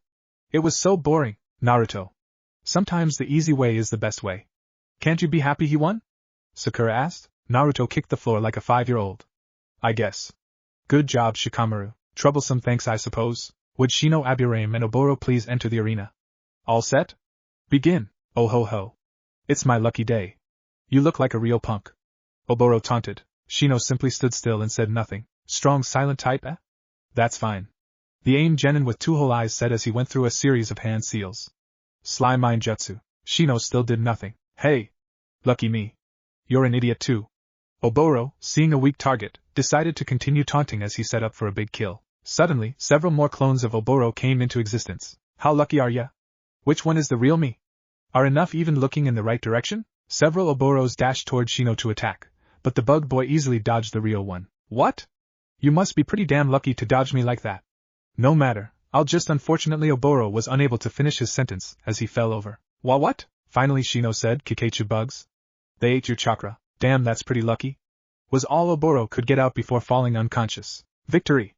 Shino Aburame, you, how does Shino live like that? Sakura complained. Hey! Naruto started loud and then whispered into her human ears. It's not so different from us, right? I guess. Still. It's bugs. Bugs are cool. We're going to have to agree to disagree on that one, Naruto. Fine. Hopefully it'll be my turn. Kankuro vs Stretchy Arms is entirely canon, as is Hinata vs Niji. Sakura hugged Naruto as he returned to the balcony. Oh, look at you. Defending a maiden's honor, I'm so proud. Don't say it like that. And my back hurts. Ah. And you were so squishy. Sakura pouted as she put him down. Wow, whatever. It's finally my turn. It has to be. Would Naruto Uzumaki and Kiba Inuzuka please enter the arena? Yes. An ecstatic Naruto hollered as he vaulted onto the main floor. Pfft, Naruto? Really? This'll be cake. Let's wipe the floor with him, Akamaru. What the hell? Can he use the dog? Naruto asked Hate. Yes, animals and bugs are treated the same as ninja tools. Fine. Kiba needs the help anyway. Dancha, you know what? Akamaru, stay out of this one for a bit. Kiba commanded, to which Akamaru gave a small whine of protest. Woo, Naruto! You can do it! Sakura cheered. Heh. I feel a little bad beating you down in front of all these people. So I'll make it quick and finish this in one punch. Really? I think I'll do the same. Naruto shot back. Ready then? Begin! Hate commanded. Immediately Kiba entered a low stance and did a hand seal. Beast mode ninpu, quadruped jutsu, The technique wreathed him in an aura as his nails sharpened. Here I come, ha! I can do that too, Naruto replied, making Kiba trip over himself in surprise. Come on, Kyubi! A little help here. He mentally begged the beast sealed inside of him. Seeing what Naruto was going for, Sakura became worried about his chance of success and turned inward as well. Hey Kogi? Can we help Naruto out a bit? I don't know. Though despite what the Kyubi said, I have some sort of connection still. Maybe I can get him to help, please. Alrighty, was Kogi's eternally peppy reply as Sakura distinctly felt Kogi's presence leave her mind. Down below, Kiba had recollected himself enough to deliver the blow he had promised Naruto, who was standing still, holding a damn seal like an idiot. Gah! Naruto screamed as he lost concentration on his experiment. The blonde fell to the ground, prompting Kiba to turn to Proctor Gecko and say, "You might as well call it now." "He's not getting up." Sakura laughed, prompting Kakashi to do his eye smile. Naruto groaned from his position on the floor, and as he stood up, "Don't underestimate me," he yelled. As if the gods above had heard his declaration of defiance, a distinctly red aura began to envelope the blonde shinobi. Taken aback, Kiba yelled, "What? Don't say something stupid like that while you're bleeding." "Ha! I let you hit me to test your strength, and you should stop acting tough." Naruto set his feet and then let out an unexpected growl. "'Cause I'm gonna kick your ass?" Up on the balcony, Kogi had returned. "I did it." "How?" "Well, Big Bro Q didn't wanna, but I got a hold onto one of his tails and dragged it out. Then it started disappearing and I came back here." "Huh, so is the Kyubi not influencing Naruto right now?" "Maybe? He did sound pissed when I left." "Great." Back in the arena, the now three combatants had truly begun their clash. Kiba and Akamaru's impeccable teamwork and unorthodox combat style was only barely able to keep up with Naruto's enhanced abilities and equally unorthodox combat style. When he had seen the red aura begin to envelop Naruto, Hiruzen, and everyone else in the know, had been worried about the Kyubi influencing or taking over the genin, but it quickly became apparent that such worries were unfounded. Sure, he was certainly acting even more wild and aggressive than before, but one look at his face was all it took to realize he wasn't bloodthirsty in the slightest. Okay, maybe a little bloodthirsty, but nothing that made Hiruzen think Kiba and Akamaru were in danger. Kurenai, on the other hand, was shocked. She had been sure Kiba would have the fight in the bag. Everything she knew about the Uzumaki pointed to the indisputable fact that he was an incompetent shinobi. It was so mind-boggling that she had barely registered the fact that the boy was clearly using the Kyubi's power. But when she did, Hokage-sama, this is unfair. That boy is. Calm yourself, Kurenai-san. Given his situation, using such power is just like Kiba using Akamaru or Niji using the Byakugan. Give no more thought to the matter. Having been shut down completely, Kurenai merely looked on with worry as the battle below began to favor Naruto. The Jinchuriki has finally summoned some shadow clones, and while they may go down in one hit, their ferocity and power and the fact that they never stopped coming marked the end for Kiba and Akamaru. In a final-ditch attempt, Kiba used a soldier pill and the man-beast clone jutsu. It helped a little, but ultimately it just delayed the inevitable. A minute into the fight, the Narutos had separated the Kibas, and the real Naruto and a clone were able to chuck Kiba and Akamaru at each other at extreme speeds. The impact knocked both man and dog unconscious, giving Naruto the victory. Only when his opponent lay unconscious at his feet and combat was no longer in the cards did Naruto's aura dissipate, leaving the boy quite exhausted. Victory! Naruto Uzumaki! Hate declared. Sakura and Lee were the most vocal cheerers, though Kakashi was still filled with pride. Gaara, on the other hand, was in the middle of a mental breakdown more severe than anything before. While this scared his siblings, they didn't realize they had nothing to worry about because it was the one tale that was sealed within Gaara that was really freaking out. Fucking Kurama is here? Fucking fuck. Such language confused Gaara greatly. When Naruto got back to his spot on the balcony, he was greeted with a massive bear hug from Sakura. "I knew you could do it, Naruto!" she practically yelled. Despite his exhaustion, being held by his crush perked Naruto up enough to hug her back. "Me too," but still being held slightly off the ground, Naruto gave Sakura a sideways look. "How come I went all Kyubi down there?" Sakura put him down as she sheepishly answered, "Well, you know, it turns out the Hokage was kinda right. I have an entity inside of me now." "Calm down, she's super nice, and it turns out she still has some sort of connection with the Kyubi, and that's why what happened down there happened," she finished in a bit of a rush. Naruto blinked. Okay. It was super weird 'cause it didn't hurt that much. Usually it's like really bad stinging, almost burning all over my body. This time it was just stinging. Sakura glanced at the board and remembered that she had to fight again. "Well, that's good, right? We'll figure it out. I have to fight Yoroi Akato. I'll be right back." Feeling quite daring and spontaneous, Sakura gave Naruto the slightest peck on the cheek before jumping into the arena to meet her opponent. "Are both combatants ready?" "Yes?" "Begin." Hate repeated for the 10th time before jumping to a safe spot. "Orochimaru-sama had intended for me to fight the Uchiha, but he is not here." Yoroi glanced at said Sannin, who had been grumbling in a downright horrifying manner throughout the entirety of the preliminaries. "Though he expressed interest in this girl, her strength is huge, but I should be able to secure the victory." As he finished his thought, he had to brace himself for Sakura's attack. "Not one for banter?" cheekily as Sakura as her punch sent Yoroi skidding back several feet. Almost everyone has had something to say. Yoroi said nothing as he created several bunshin and dashed at Sakura while launching several kunai and shuriken in a manner that made it difficult to discern which Yoroi was the real one. Sakura watched all of that occur in disbelief. Her opponent was definitely of a higher grade than Ino or a couple of the others, but with her enhanced senses he was laughably inferior. She had actually seen him switch places with one of his bunshin, and if she had not, it was easy to figure out which was the real one using her sense of smell or hearing. Still, she allowed the maneuver to take place and instinctively went to her side to grab a kunai that wasn't there. Shit! New clothes! Forgot all of my weapons! Shit! The teen panically thought before calming down. Wait! In a show of skill that genuinely astounded most of the onlookers, Sakura grabbed each and every kunai and shuriken out of the air before rocketing them at the real Yoroi. He attempted to dodge the attack, but a few of the projectiles nicked him pretty good, leaving his left leg pretty torn up. Oh man, this is just too easy. Sakura laughed before she began her assault upon Yoroi. The genin follower of Orochimaru tried his best to defend. He even kept his chakra draining technique up the entire team for whenever she touched his hands, but in the end he wound up embedded in the wall. The astonishing part to him was that he had actually siphoned a lot of the girl's chakra, but it seemed to do absolutely nothing to her. Unfortunately, such a thought would mean nothing as a mere second later he was unconscious. Winner again. Sakura Haruno. Would each of the victors please assemble in the arena? What if Naruto could observe kurama chakra? And thanks for watching my video till the end. If you enjoyed this content, then do consider subscribing to my channel, and leave a like if you guys need the next part. Comment down, and thanks for watching the video, and see you guys in the next video.